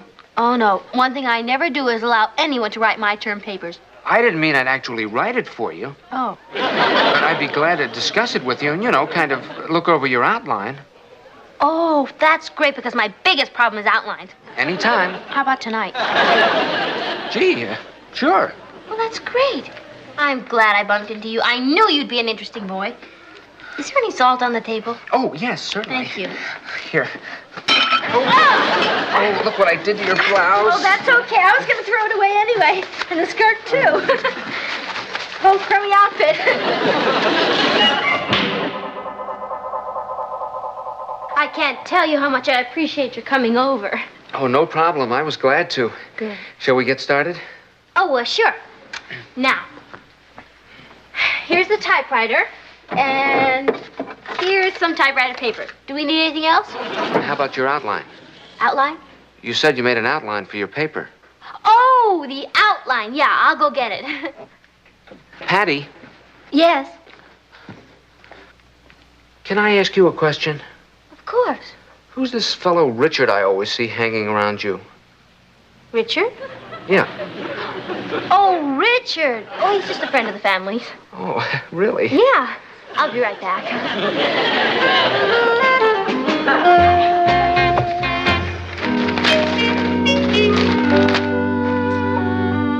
Nat, how long are we supposed to stay in here anyway? Till Patty tells us we can come out. Maybe I better look and see if she's left some bread and water outside. She says he's very shy. Who is he anyway? Oh, he's a new boy in school. Patty's helping him to adjust. Hi there. Is that the outline? Yeah. I thought I'd type. Oh, good. Why don't you type? Oh, okay. Because typing is one of my drawbacks. Let's hear what you've got. The French Revolution. That's what I call it. Oh, all right. Okay. Now, I think it should be broken down to 4 main parts. Uh-huh. How about starting with the causes of the revolution? That's a good place to start. Well, because if there weren't any causes, there wouldn't have been any revolution. Number 1, the causes. Right. What have you got next? Well, I can't seem to figure out what number 2 should be. Well, it could be the beginning of the revolution or the acts of the assembly. Yeah, but then I can't figure out which should be second and which should be third. Suppose we make the beginning of the revolution second and the acts of the assembly third. Very good. Put it down just the way I said it. Number 4. Number 4. You know, Henry, that's the most difficult decision of all. Well, it could be the formation of the National Assembly or the Reign of Terror. Either one's pretty good. Yeah, but that's what makes it so difficult to decide. I'll tell you what, put them both down. Well, there's the outline. It went much faster than I thought it would. Now all I have to do is, excuse me. Hi, Patty. Hi, Rich. Thought I'd stop in for a while. Good.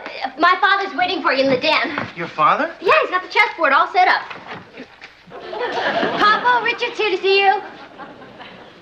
Hi, Mr. Lane. Mrs. Lane? Hello, Richard. What is it, Richard? What is what? You wanted to see me? I thought you wanted to see me. Well, it's always nice to see you, Richard.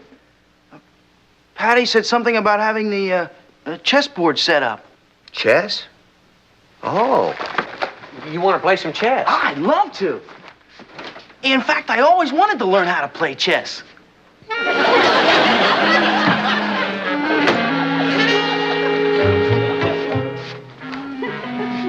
You do read, don't you?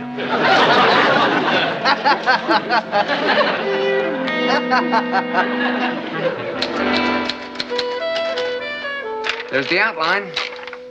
That's great. Shall we start roughing out some of the details? Yeah, sure. I never believe in putting anything off. Okay. Go ahead. What kind of detail did you have in mind? You know, where we have causes, we rough out some of the principal causes. Oh, that's what I was going to suggest. Okay, the causes.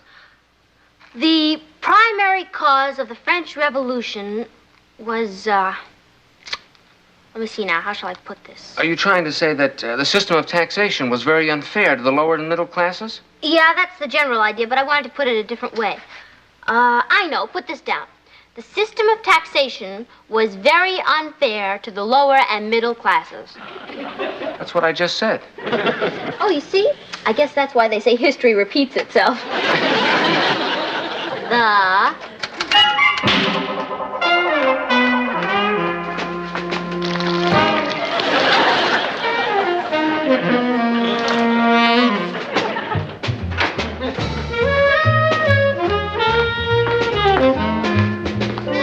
Time to be taking a shower. I believe in clean living. What's new, Kath, besides ho, ho, ho? What's more important, what have you been up to? What do you mean? Nothing. Kathy, if you've got something on your mind, I'd rather you got it off. Well, I was wondering, is that boy who was at our house last night helping you with your history paper? Whatever gave you that idea? Well, I heard today that he's very good in history, and I just put 2 and 2 together. Well, you didn't get 4. He's helping me with my history outline, and I'm helping him to adjust. And believe me, my job is much harder than his. Patty! Kathy, don't you have to run along to your class now? I don't have anything this period. Oh, well, I do. Excuse me. Hi, Henry. Say, I really enjoyed working with you. Yeah, you certainly were a big help in crystallizing my thinking. Would you like to come by tonight and help me crystallize some more? Gee, I'd like to. But my mother and father are going to a meeting at the hospital tonight, and I've got to stay home and babysit my kid brother. Gee, that's too bad. We're already halfway through. Yeah. I know what. As long as I've got to stay home anyhow, why don't I go ahead and do the second half? Oh, no, I couldn't let you do that. Why not? I've got all my assignments done for the next 2 weeks. Well, if you insist, but I want to remind you of one thing. Every piece of work I hand in will be my own. Oh, of course. I just meant I was going to make some rough notes for you to look over. Okay. What are you going to do tonight? Well, I guess I'll go to bed early because I'm going to have a terrible headache. How can you tell that now? Whenever I work on a term paper, I get a terrible headache. Hi, Patty. Hi, Rich. I think I'd better run. Bye. Bye, Henry. Excuse me. What's with you and that guy anyway? Nothing. He's new here, and I'm helping him to adjust. Adjust? Yeah. I feel so sorry for him. He's been in and out of hospitals. Looks like he's in good health to me. You see, it's all internal. They can't seem to put their finger on it. Oh. Did you finish your history paper? No, not yet. Oh, if you don't have to go home and work on it, I thought we could go to the movies tonight. I'd love to go to a movie. But what about your history paper? Believe me, it's in great shape. And really, I must get out from under this mental strain.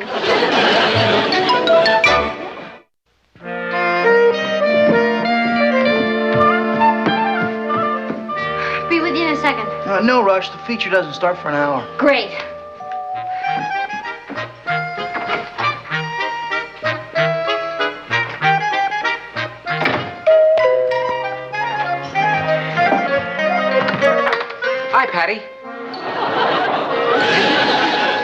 Remember me? Henry. Oh, did you think I was Patty? Aren't you? Didn't she tell you Who? Tell me what? that she has a cousin, Kathy? No. Oh, well, I'm Kathy, and I'm terribly sorry that you don't know where Patty is, and there's no point of you waiting around. But I've got her history paper all finished.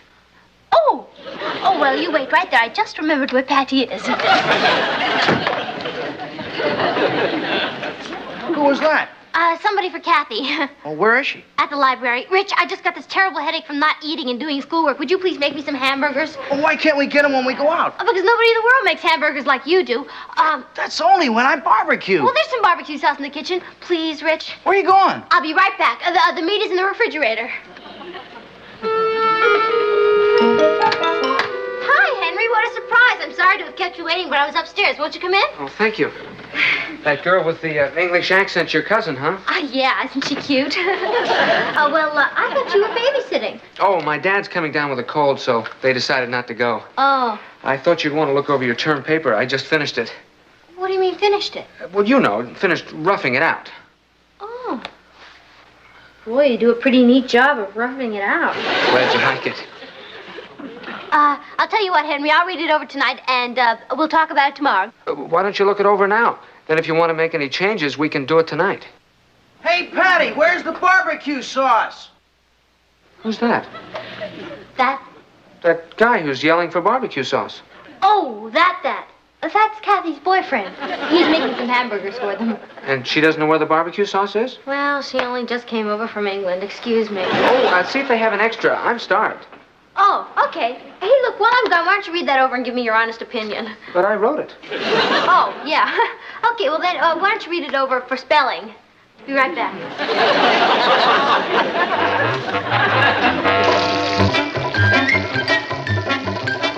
Here. How do they look? Oh, yummy. Look, I'm gonna leave that door closed because I don't want you to smoke up the house. Oh. Boy, that smells good.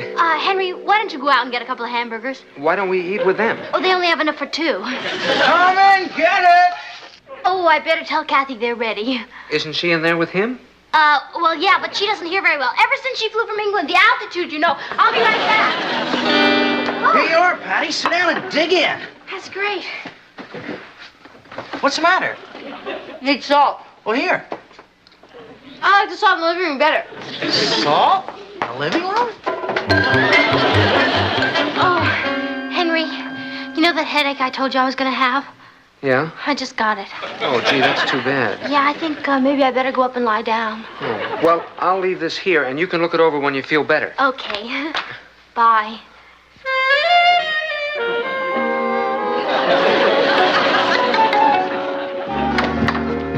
Oh, hello. Are there three of you? I beg your pardon. Who are you? I'm Kathy. I thought you were in the kitchen getting a hamburger. Oh, you must have me confused with Patty. I think I've got Patty confused with Patty. I know you. You're Henry, the boy who's been so ill. Huh? Patty told me about you. You've been in and out of so many hospitals. I do hope you're feeling better. I'm okay. Well, that's good. You'll have no trouble at all adjusting to Brooklyn Heights High, especially with Patty helping you. Patty is helping me? She said she made excellent progress with you last night. Oh, she did she?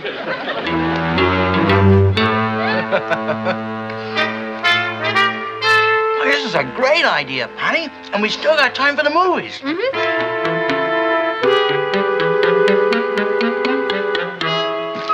Would you give Patty something for me? Certainly.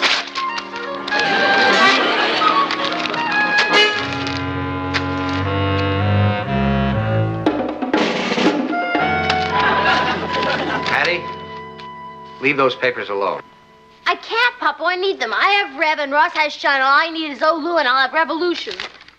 We're going to have a revolution of our own right here. I just ran into Richard, and he told me what happened.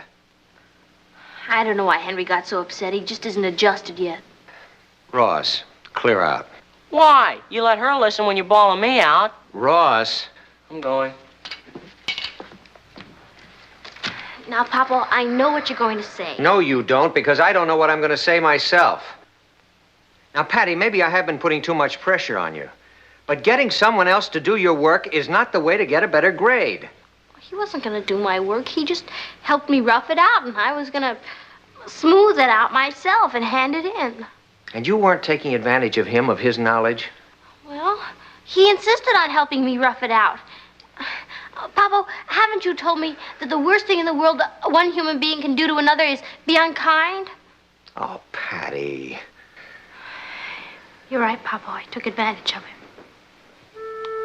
Well, I guess I'd better get to work on that paper. Patty, your own self-respect and the respect of other people is worth a lot more than any grade. Now, you know that. Yeah, I guess I should. You just stand on your own 2 feet. Hit or miss, right or wrong. And if you do your best, that's good enough for me. I thought you were going to be a lot madder than you are. Well, to tell you the truth, I guess I was a lot madder than I am. See you later.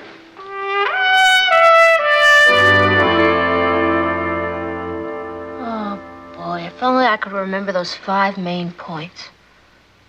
Let's see, the first one was... Patty, don't tense up. It will come to you. I just can't think. I'm so nervous. That movie didn't unwind me at all.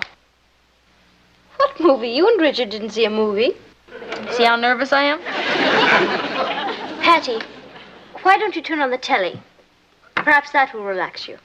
Hey, it's a pretty good idea. I think I will.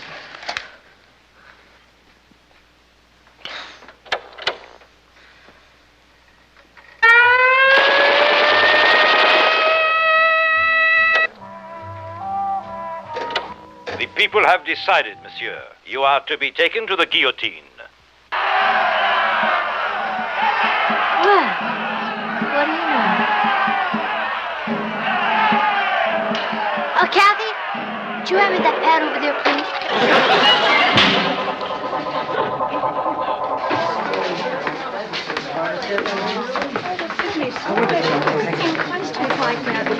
Oh, hi, Patty. Hi, Rich. How'd you do in your term paper? I just handed it in. I was up all night watching it. Writing it. What? Well, there was this movie on last night with Tony Curtis about the French Revolution, and it kind of sparked me. Oh, that's a break. I hope you didn't put any of the commercials in your paper.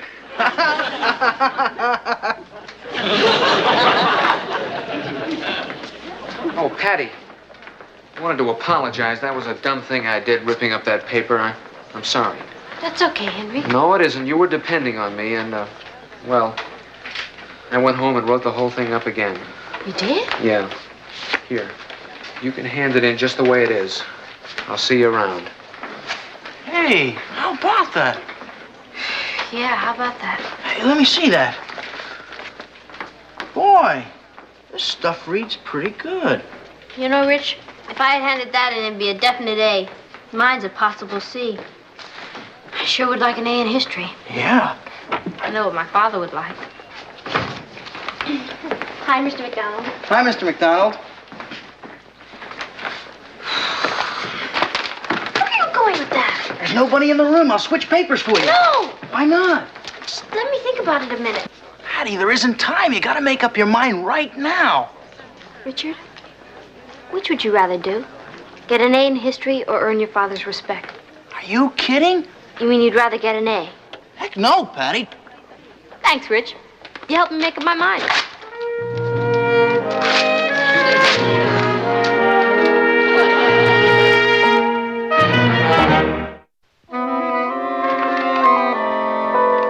Patty, I must say I'm proud of you.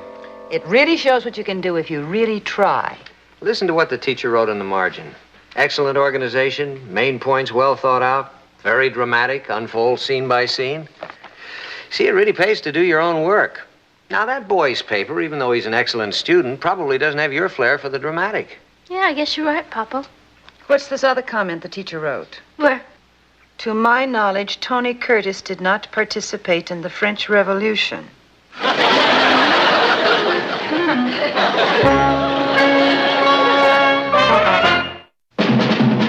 What a crazy pair, but they're cousins, identical cousins, and you'll find they laugh alike, they walk alike, at times they even talk alike. You can lose your mind when cousins are two of a kind. Four cuddly creatures with that beautiful hair.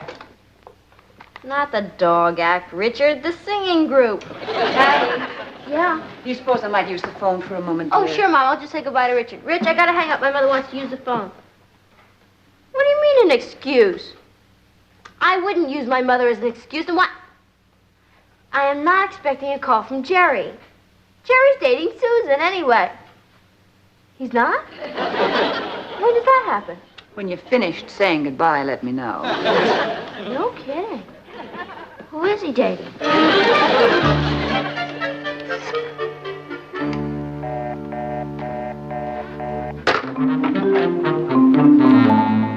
Well, what's it going to be? Football or bridge? I don't know yet, Jim. I still haven't been able to get through to Natalie to find out if the Ralstons are coming tonight. You mean that your phone has actually been busy for over an hour? Yeah. Well, why don't you give it one more try before I have to give these tickets to somebody else? Well, I doubt if I'll get through. That's no attitude, Martin. Use a little positive thinking. Okay, I'm positive I won't get through, but I'll try anyway. Okay, Rich. Bye. Mom, I hung up. I can't believe it. You're not really off the phone. I wasn't on the phone that much today. Hello? Oh, hi, Joni. Joni, I can't talk to you now. My mother wants to use the phone. Hey, well, what did I tell you about Jerry not dating Susan anymore? I guess it's no use. Struck out again, huh? Well, now I know why it's so quiet when I get home. Everybody's exhausted from a full day on the phone. You know, I used to have that same problem with my family. Then one day I attached something to the phone and nobody went near it since. A lock? A matched set of snarling police dogs. That's funny. I guess I better be going. Gee, I'm sorry about you not coming to the game. Oh, don't feel sorry for me. I got a lot of sports at home. I mean, after all, I've got a house full of star athletes. You do? Sure, every one of them's an Olympic freestyle talking champion. Honestly, Ellen, you wouldn't believe the dress Linda had on. She looked like a kangaroo. Kathy, Yeah, Mom? do you realize how long I've been trying to call your father to tell him the Ralstons are not coming? Well, you should have said something. I did, several times. Oh, look, I have to hang up now, Ellen, so I can't tell you about Linda's dress, but I mean, are you ready for polka dot sleeves? Tricia. Bye, Ellen. Well, Mom, I'm sorry, but you know my girlfriends, when they get on a talking jack, you just can't shut them up.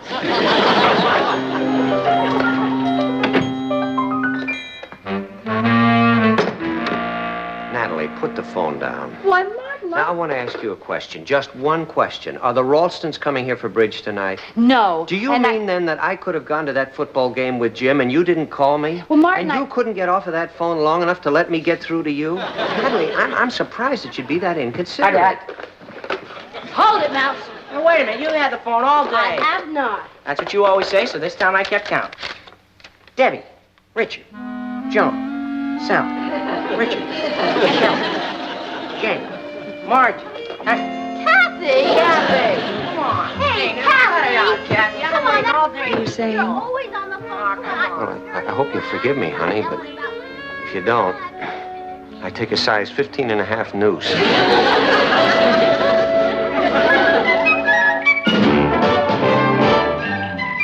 Meet Kathy, who lived most everywhere, from Zanzibar to Berkeley Square. But Patty's only seen the sights a girl can see from Brooklyn Heights. What a crazy pair! But they're cousins, identical cousins all the way. One pair of matching bookends, different as night and day. Where Kathy adores a minuet. The ballet russe and crepe Suzette. Our Patty loves to rock and roll, the hot dog makes her lose control. What a wild duet! Still they're cousins, identical cousins, and you'll find they laugh alike, they walk alike, at times they even talk alike. You can lose your mind when cousins are two of a kind. Well, yeah, Mr. Pastor's okay, but I'd rather have Miss Brandel any day for History 5. She doesn't give homework on weekends. Oh, no. Patty, will you do us a favor and let us have the phone? Ross, will you please? Dad, how long has Patty been on the phone? Patty? I thought it was Kathy. What do you mean you have to hang up? Well, yeah, I know, but can't you talk for about 2 more minutes? Okay. Yeah. All right, I'll talk to you later. Bye. Here, Ross, don't say I never did anything for you. Thanks. Hello? That's funny. What's funny? It's for you. For me? Here? Well, wonders never cease. Hello? Oh, yeah, Jim. What do you mean we lost the Beckett story? I told you to offer him $1,000 for it. They offered him $1,200. Well, I would have gone to 15. Why didn't you phone me? You tried? Yeah, Jim. Now, I feel just as bad about it as you do. But believe me, Jim, this will never happen again. Thanks, Dad. No more calls, son. Why not? We have a little problem with this phone. No, there isn't. We've been using it all day. That's the problem. Oh. I'm going to solve it right now. Patty? Kathy? This may strike all of you as an odd question, but I'd appreciate an honest answer. Now, here's a question. How many real friends does each one of you have? What has that got to do with anything? Never mind. Just answer the question. Ross? Oh, that's easy. Eddie, Harold, Chuck, and Danny. All right, that's 4 for you. Kathy? Real friends. Oh, I'd say about 6. 6. Thank you, Kathy. Patty? Well, let's see now. There's Betty. She's really a great friend. Except you can't trust her. Oh, I know. There's Sally. She's the best friend in the whole world. She's really sincere and honest. Except she was flirting with Richard last week. I know. There's my greatest friend, Ellen Barton. That's Burton. Okay. Then there's Edith, Joanne, and Gladys, Patty. and Marilyn, Patty, and Joanne. Patty, I'm talking about true friends. People whom you are very fond of who also like and respect you. How many? 2. Let's see now. Among the 3 of you, that makes a total of 12 friends. All right, now here's the rule. For each friend, you get 5 minutes on the phone, which makes a total of 60 minutes of phone calls each day, but you can only make those calls between 7 and 8 p.m. Yeah, and you can start on that tomorrow, because you've all had your full quota of phone calls for today. Now, is that understood? Oh, boy. I guess so. Okay.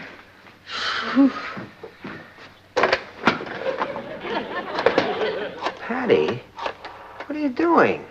Didn't you hear what I just said? Sure I did, Papa. I'm just calling my friends and telling them I can't call them anymore. Well, that happened to me, too. Boy, it's really...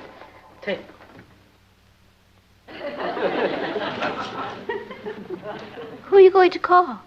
I know. I'll call Helen Perkins. I haven't talked to her in a long time. Naturally not. She moved to California over a year ago. Come on, Kathy. I only have 3 minutes. You have to help me. Patty, you saw all your friends at school today. Do you really have to use the phone tonight? Of course. I have 10 minutes coming to me, and I'm going to use them whether I have to talk to strangers. Patty, you gotta help me. It's a matter of life and death. What is it? Lend me one of your calls. Lend you one of my calls? Why? Well, I never get to talk to Danny. What happened? Well, I talked 5 minutes each with Eddie, Harold, and Chuck. Then I dialed information for Danny's number. So? So Dad counted that as my 4th and final phone call. What? Yeah, he's drunk with power. I think it's time for a revolution. Now, Ross, wait a minute. I know it doesn't quite seem fair, but after all, we did agree to Uncle Martin's system. Patty, it's Richard. Oh, okay. Kathy's right, Ross. This is a democracy, and we have to learn to abide by the rules. Otherwise, everybody'd be running around like a bunch of animals. Thanks, Papa. How do you like that? She's on Dad's side. She's been known to before. Yeah, I guess you're right. Yeah, it's one thing you can say about Patty. She's undependable. I wouldn't say that, Ross. Perhaps she's just looking at things more clearly now. Ross, you're absolutely right. It's time for a revolution. Huh? Well, what about the democracy routine? When Papa started limiting our outgoing calls, that was democracy. But when he started limiting our incoming calls, then it's time to muster our defenses and counterattack. Goodbye, Richard. Hi there. May I talk to you for a moment? So long as it's not by phone. What's on your mind? Well, Papa, Kathy and Ross and I have been talking, and we've decided that this new phone system is a real hang-up. Oh, well, that's the object, honey. To get you kids to hang up. Hang up, that's pretty funny, Papa. That's a real gas. Just hang up, hang up. Patty. Yeah. What do you want? Well, Kathy and Ross and I think that we have a better system. Oh, go ahead. Well, we'd like to get a phone of our own and pay for it out of our own allowances. Oh, that's a wonderful idea. Now, you don't have to answer yes or no right now. You just... You mean it's okay? So long as you're willing to pay the monthly bill yourself, certainly. Oh, thanks, Papa. Yeah, now, just one thing. What about the $20 deposit? A $20 deposit. Oh, well, the phone company requires a $20 deposit for security before they'll install a phone. Do you mean to tell me that the telephone company doesn't trust you enough to give you a phone without... They trust me. It's you they don't trust. See, and it's going to be your telephone. Well, you trust us, don't you, Papa? Of course. Will you lend us $20? I have a better idea. Why don't you earn the $20? You mean get a job? Patty, some of our best citizens have jobs. I mean, the President of the United States works for a living. Okay, Papa, first thing tomorrow morning I'll get a job. And work for a living.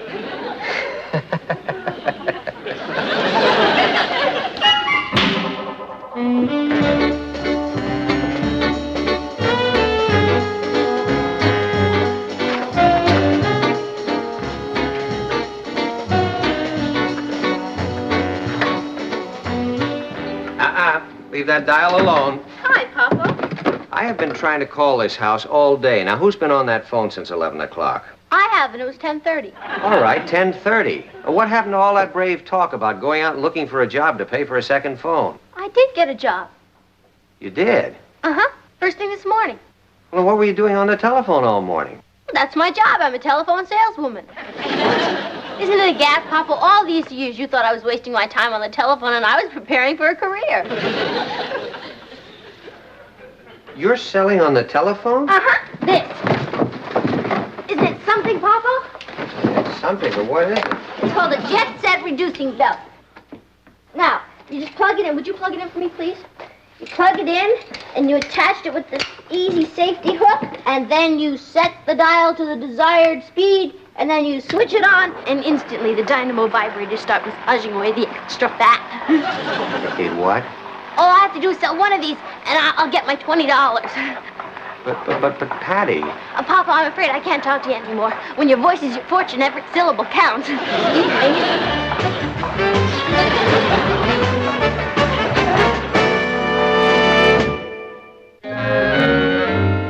Hi, dear. Hello, Nat. You're looking at a man who's created a monster. Do you suppose that jet set reducing belt would work in my big fat mouth? Oh, I don't think it's that bad. Kathy's calling prospects from a payphone, and Ross is using the phone at Eddie's. These kids will put me in a basket. Of course, you could break down and pay for the phone yourself. Oh, no. If I did that, the next thing they talk me into is an answering service. Hello there, Mrs. Mallory. This is Patricia Lane. May I talk to you woman to woman for a moment? Well, thank you. Mrs. Mallory, as we go through life, growing up, getting married, having families, what is it we girls miss most? It's our girlish figures, isn't it, Mrs. Mallory? Well, my company has found a surefire way to bring back our girlish figures. It's called the Easy Way Jet Set Reducing Belt. You just tie... What, Mrs. Mallory? Oh, I see. You're underway. Well, that's too bad, Mrs. Mallory. You're missing a marvelous bargain.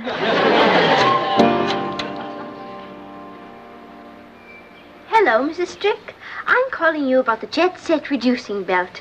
You've heard of it, of course. Of course. Of course. You have? That's the one with the money-back guarantee, isn't it? Yes, that's right. Now, if you'd like to have a demonstration... I don't need a demonstration, young lady. You mean you'd like us to bring you one? No, I'd like you to bring the cash, and I'll give you back the one I bought 6 months ago. I'm not happy with it at all. In the first place, it tickles too much. And in the second place, I haven't lost a single pound. May I speak to Mrs. Spring, please? She's not home, mister. Oh. Well, is there anybody there but you? Yes? Is it somebody who's overweight? Oh, yes. He's very heavy. May I speak to him, please? Just a minute. Hey, Eddie, I got a live one. You can speak to him now, mister.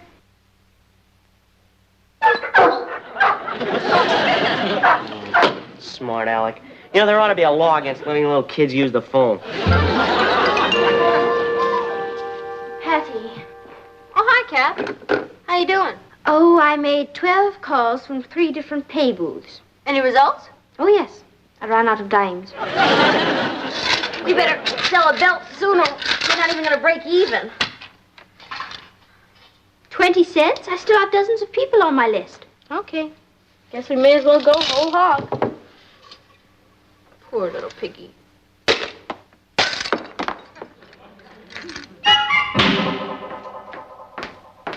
Hi, Mom. Hi, honey. What are you doing? Making canopies for the bridge party tonight. Oh. How's it going? Very smoothly. Good. Yep. I made 100 calls and got 100 turndowns.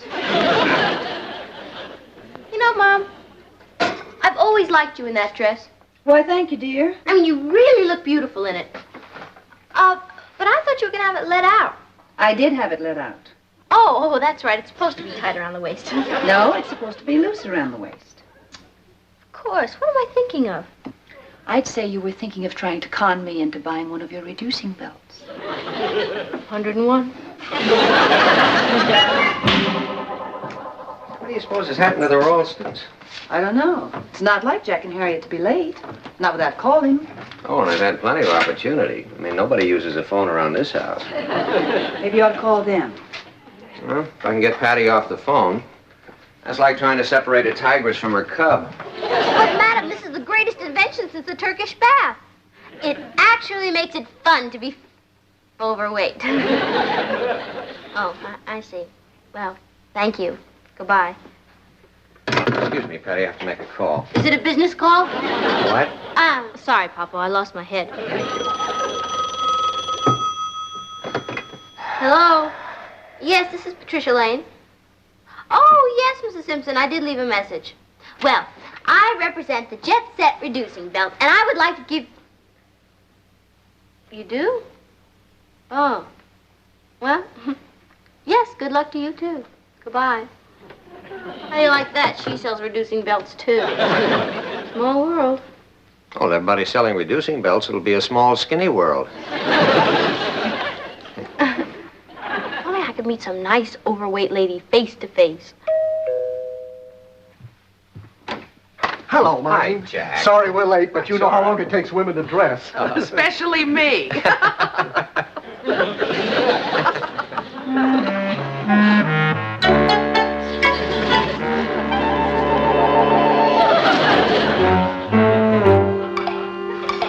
Patty? Patty? Yes, Papa? Patty, I'd like you to meet the Ralstons. This is our daughter, Patty. Hi, Betty. Hi. Nice to meet you. You too. Hello, Patty. Hello, Mr. Alston. Hi, Jack. Hello, now. Hi, Harriet. Nice to see you. My dear, I thought you'd never get here.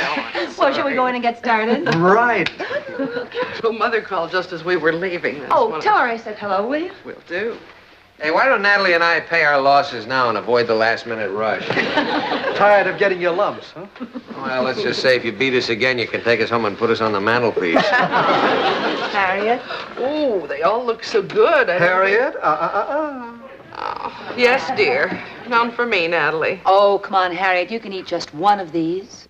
Natalie, that's my problem. I can never eat one of anything. I don't know. Some people can eat and stay thin. I wish I knew the secret.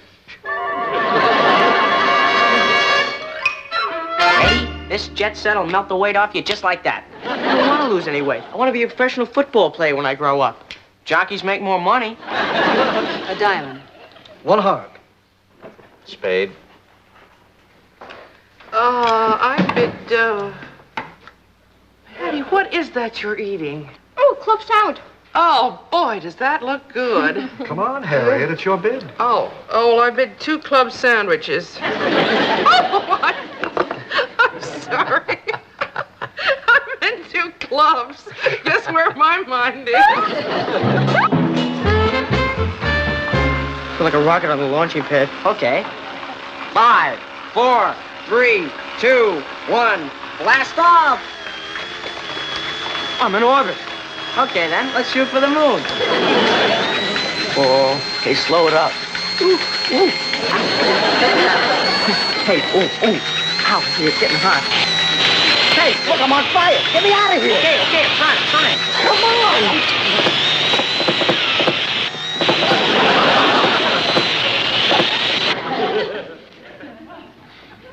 What happened?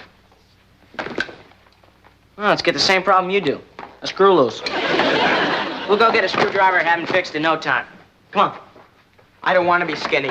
It's too dangerous. Well, I think this little card... What's the matter, Harriet? Patty? Me?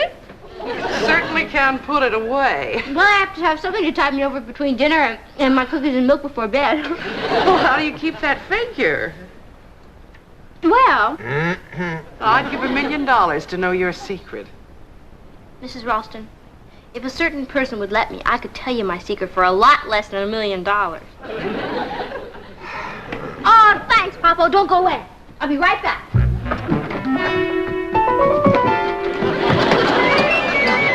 Here we are, Mrs. Ralston.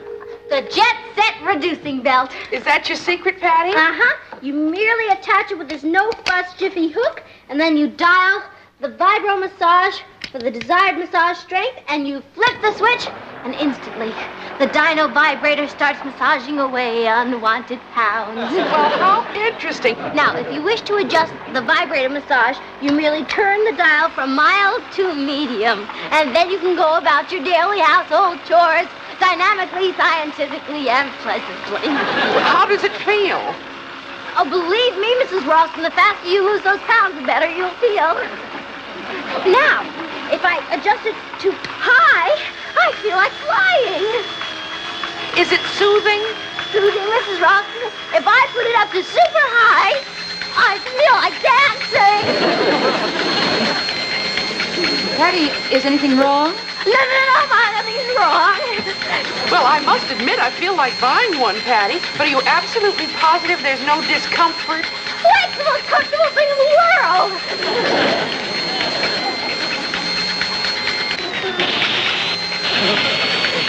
You smell smoke? Yeah. I smell it too. It's coming from the bell. No, don't panic. That's just the fat burning up. Hey, Patty, that thing needs fixing. 10 o'clock. Martin, do something. Patty, are you all right? Get that thing off you. Patty, now I know how desperate you are to make a sale, but you can use my phone anytime you want if you'll just promise never to put this thing on again. Okay. Besides, I really don't need the phone anyway. We can use this thing to send up smoke signals.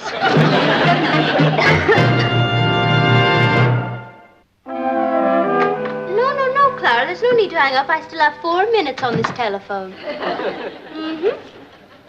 I know.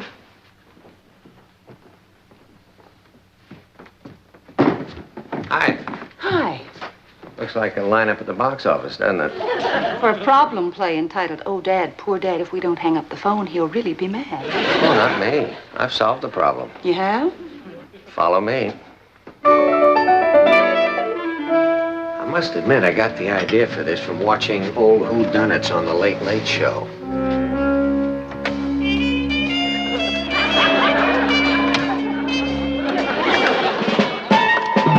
Oh, for Pete's sake. No, for Martin's sake. That's my own private phone for my own personal use. Nobody knows about it. It's only been in the house since this morning, and believe me... Excuse me. Hello? Hi, Rich. Yeah, I know the other phone is busy. Well, you know Ross and Kathy, when they start jabbering. Do you know who they got? Some lady in Colorado. We'll each have 15 minutes. Hello?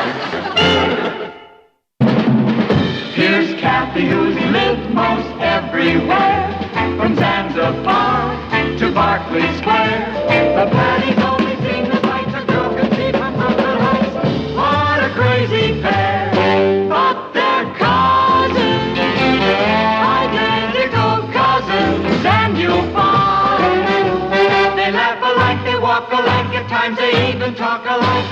You can lose your mind when cousins are two. Let's see, I've got a wool sweater in case it's chilly, a summer suit in case it's warm, the umbrella's in the car in case it rains. Oh, Martin, I'm worried. Why? You're prepared for anything short of a monsoon. No, I mean about the kids. All right, we won't go. I'll call that hotel and tell them to tell the 300 out-of-town newspapermen that I'm not going to make the speech. Martin, will you be serious? I mean, do you think that we can really go off and leave Patty to supervise Ross? Do you think that we can leave him to supervise her? Well, I just don't know if she can handle him. Well, she'll have to learn. It's an old family tradition. After all, nobody thought you'd learn to handle me. Come on. Well, all ready to leave? Yeah, I hope so, Kat. Where's Ross? I haven't said goodbye to him. Well, let me see. He was here a minute ago. Oh, I know. I saw him riding on his skateboard. Hi, all set to hit the road? All set to hit the ceiling, young man. How many times have I told you no skateboards in the house? May I, Papa? Well, it's getting a little chilly out for this time of year, isn't it? Huh? I mean, if it gets any cooler, we might have to light a fire. Give me that. From now on, any wood in the living room that is not strictly furniture is strictly kindling. Dig? I dig. You see, Papa? It's all a matter of child psychology. Right, child? Oh, brother, what a weekend this is gonna be.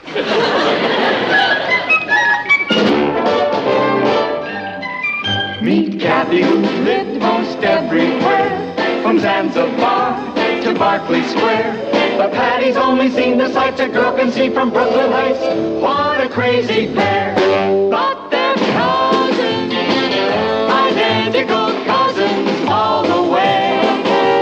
One pair of matching bookends, different as night and day. Where Kathy adores a minuet, The ballet russe and crepe Suzette. Our Patty loves to rock and roll, the hot dog makes her lose control. What a wild duet! Still they're cousins, identical cousins, and you'll find they laugh alike, they walk alike, at times they even talk alike. You can lose your mind when cousins are two of a kind.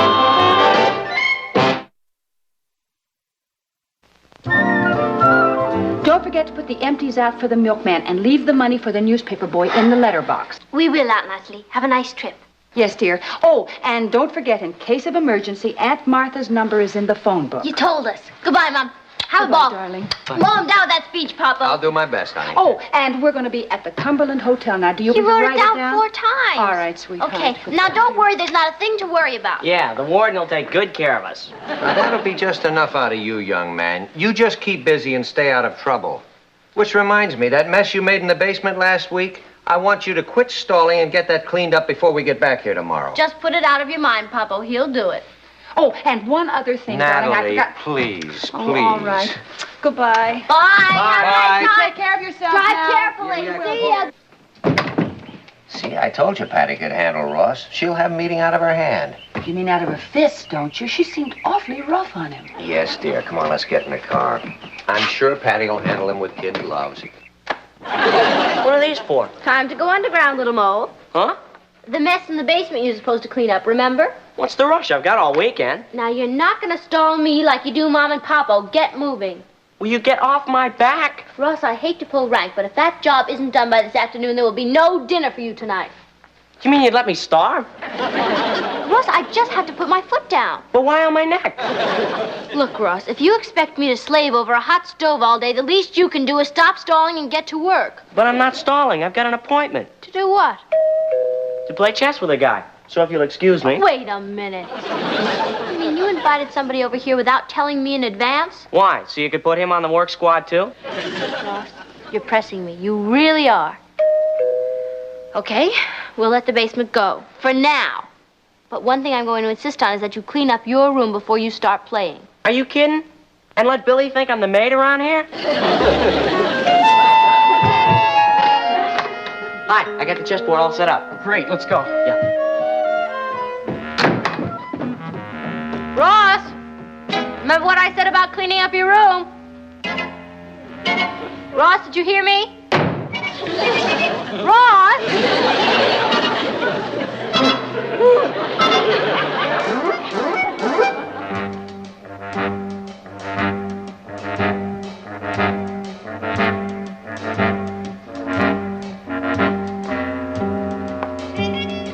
Checkmate.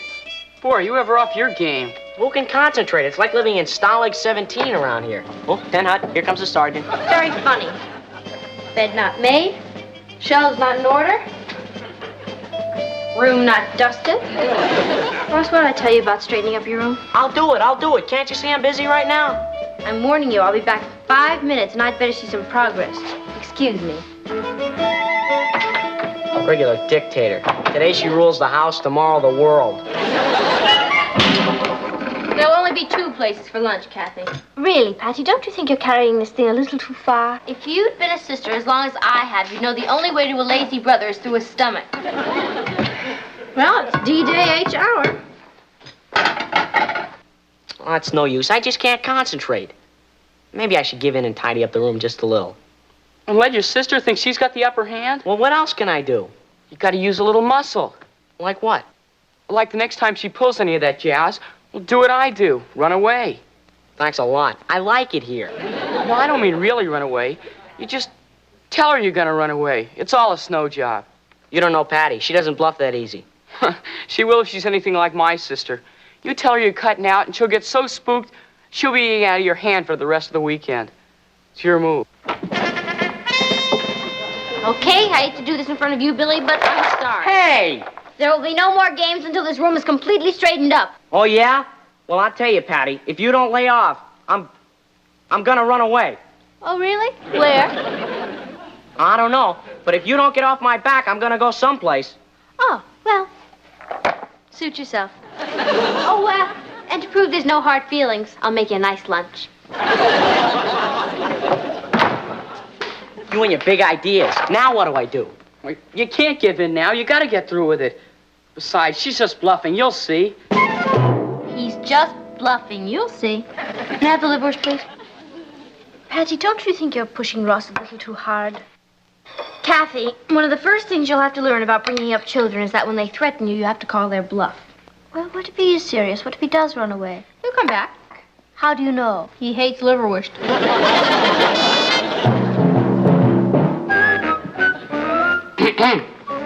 I'm going. Pardon? I'm running away. Oh. Goodbye. Well, nice meeting you, Patty. I gotta get going. Oh, yes, nice meeting you too, Billy. Look, why don't you come back in a few days? Maybe I can give you Ross's new address.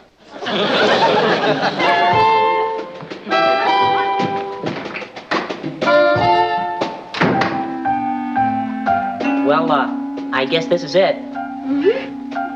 I'm going. Mm-hmm. See you around. Mm-hmm. Goodbye. Bye. See you around. You said that already. Yeah. Ross? Yeah? You forgot your sandwiches. Oh. Have a nice trip. Well, goodbye. Goodbye. See you around. How are we gonna start that again? Now, don't you worry, and good luck, and be sure to write once a week. Yeah.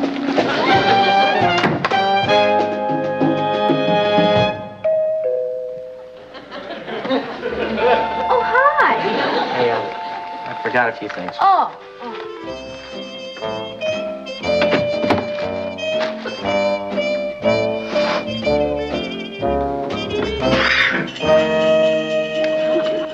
Oh, good. The weather should be nice in Alaska this time of year.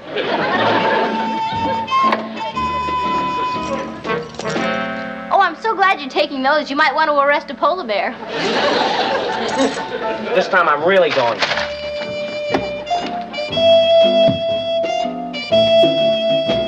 I'm pretty sure I haven't forgotten anything. Well, if you have, we'll send it to you. Air freight. Happy skiing.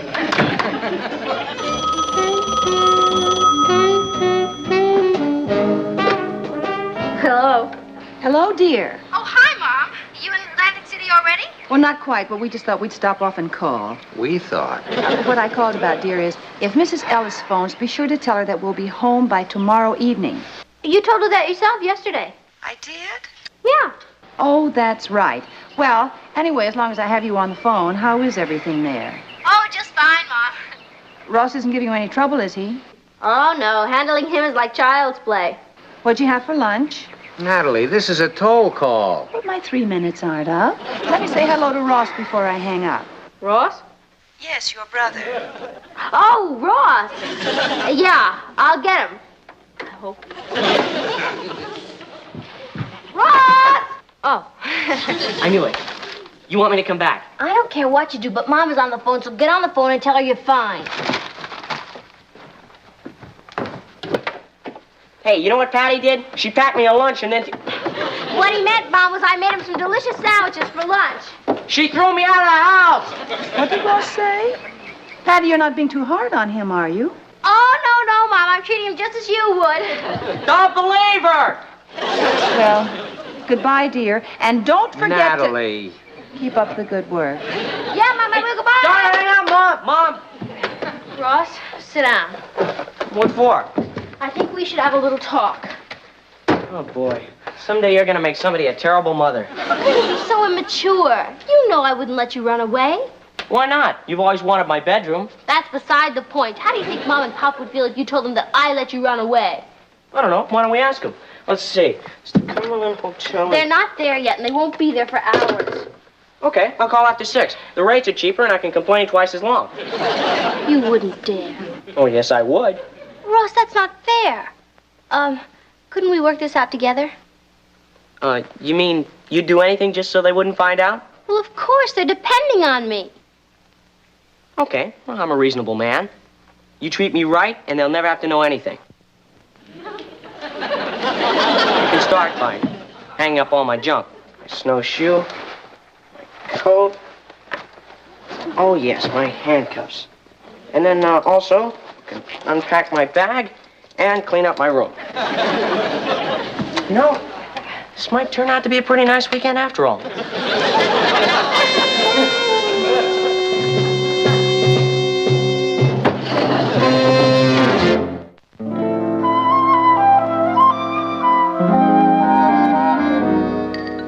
Good morning. Or should I say good afternoon? Please knock. Well, here you are. Breakfast in bed, just as you ordered. Let's see now. Toast, honey, jam. You forgot the peanut butter. Oh, I am sorry. I'll go get it. Hold it. What's this? Scrambled eggs. I hate scrambled eggs. But, No buts. Fry 'em. Ross, I am not going to Yeah? take longer than a minute to fry your eggs. And I'd like chocolate milk, not plain. Yes, dear. Will there be anything else? I'll let you know. That does it. Get your own breakfast. Okay, I will. Down at the bus station. Oh, now, wait a minute, Ross. I was only kidding. I'll have your fried eggs in a minute, and your chocolate milk and peanut butter.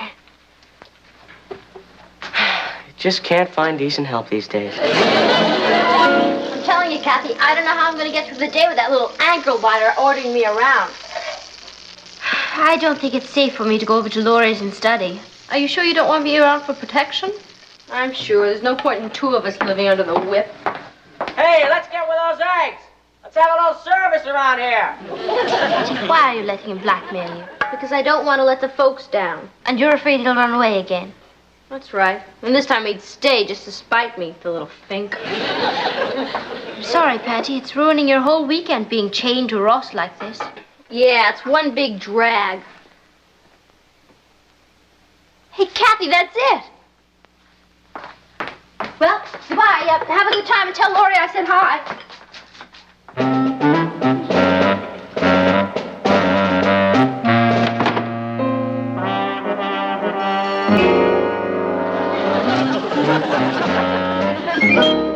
I told you, knock.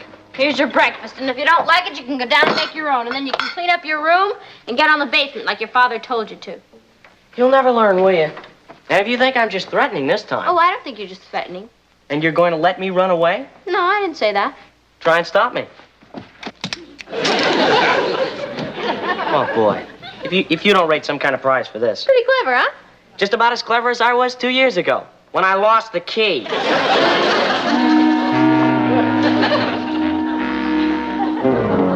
Hello, is this the Eagle Locksmith? Oh, good. I wonder if you could make a house call. You see, I'm stuck... yeah, I know it's Sunday, but this is an emergency. Well, it's 0 for 5. Look, if you're gonna turn, would you at least make a hand signal or something? Sorry. There's gotta be some way out of this thing. Hey, do we have a hackney saw? That's hacksaw. No, we don't. Well, let's go buy one. Ow! Stores are closed. Then let's go borrow one from the Marlows. Will you take it easy? Brothers and sisters should be close, but this is ridiculous.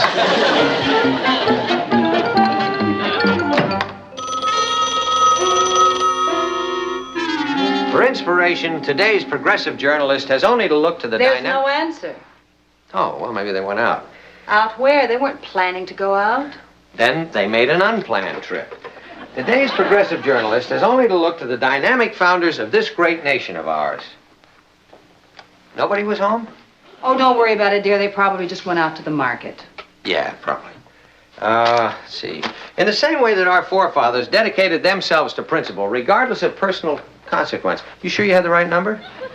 I think I should know my own phone number. I guess. We must dedicate and rededicate our efforts. Only in a decadent society is the pursuit of personal... See, why would they go to the market? You left plenty of food. Honey, will you stop worrying? Who's worried? Personal gain at all costs, so common as to be considered a run-of-the-mill attitude. You know, Natalie, I think you ought to call again just to make sure you got the right number. And I think you should concentrate on your speech. How can I concentrate when you're obviously so worried about the children?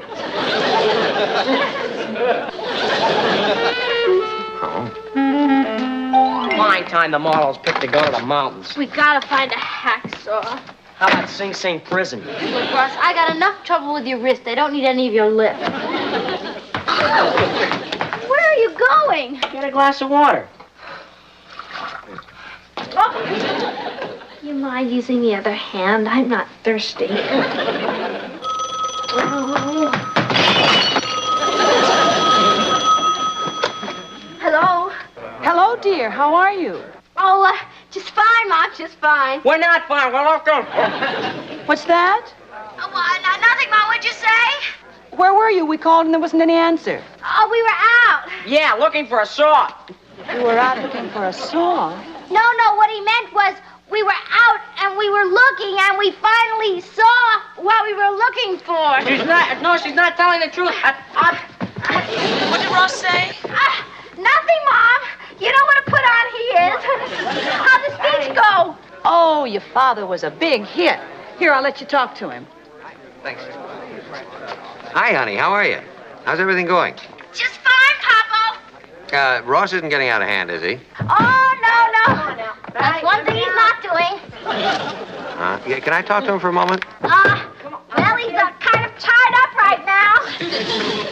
Oh, has he done anything about that basement? Well, not really. Well, you tell him that if that isn't finished by the time we get home tonight, it's going to cost him a month's allowance.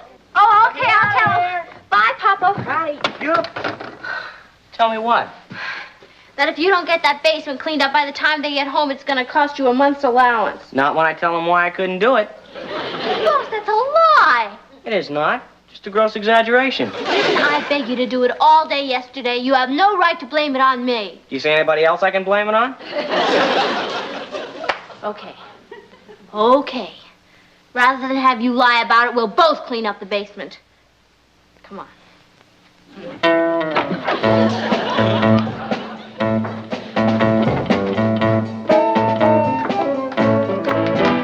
What a mess. Yeah, well, let's get started. Let's use our heads, huh? Yeah. Come on.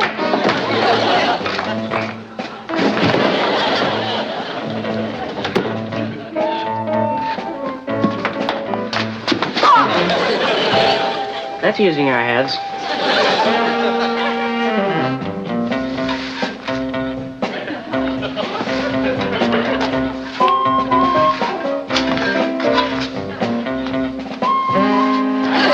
We're not getting in any place like this. You think you can sweep better? Here, try. Sorry.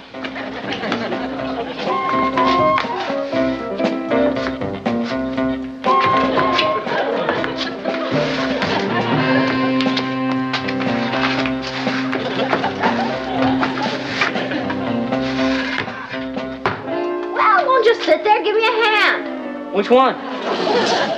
Take the shovel out of your left hand. Yeah. Put it in your right hand. Very good. Now put your left hand on the broom. Now sweep.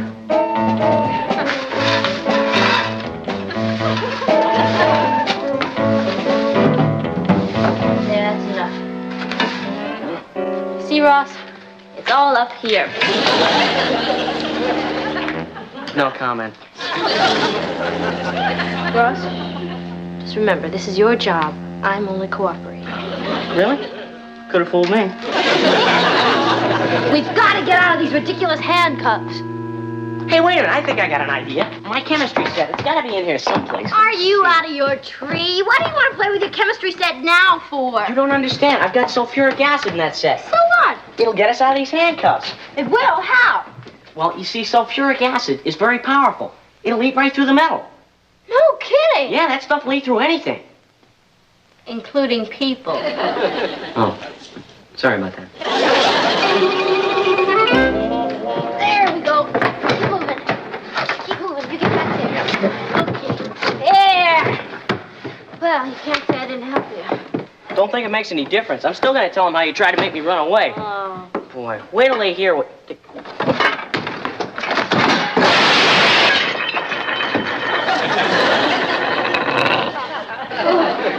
Oh, boy. You okay? By the time I get through paying for that, I'll have to file bankruptcy. It's not really your fault, Ross. I should have warned you that the thing wasn't steady. You're willing to take the rap? Why? Well, let's look at it this way. My allowance is bigger than yours, and I can afford it. You mean you do that for me after all I put you through? You know what you are, Patty? You're the greatest sister a guy could have. Well, of course, Mom and Papa won't believe that after you tell them that I was going to let you run away. Who's going to say anything like that? You're not? Why would I rat on the only sister I've got? Thanks, Ross. Look, I could have been in hot for the rest of my life, but thanks to you, I'm off the hook. Hey! We're free! That must be Mom and Pop. Let's go. Hey, wait a minute. You know, Patty, you're the greatest. Haven't I been telling you that for years?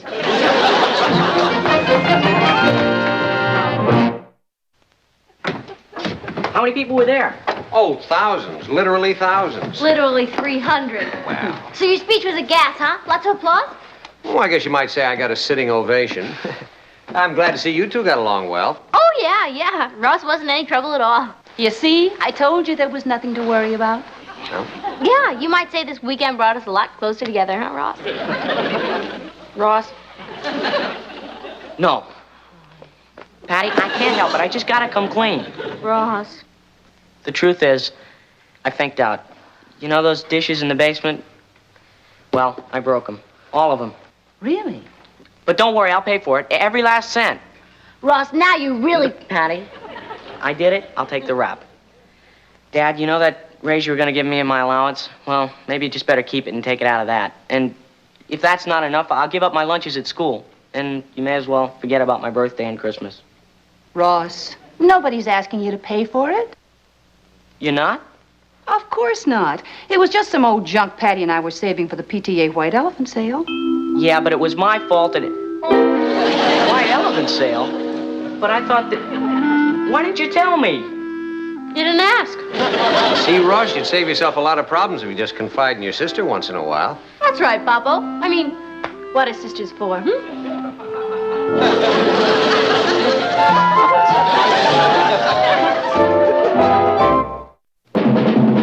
Here's Kathy, who's lived most everywhere, from Zanzibar to Berkeley Square. The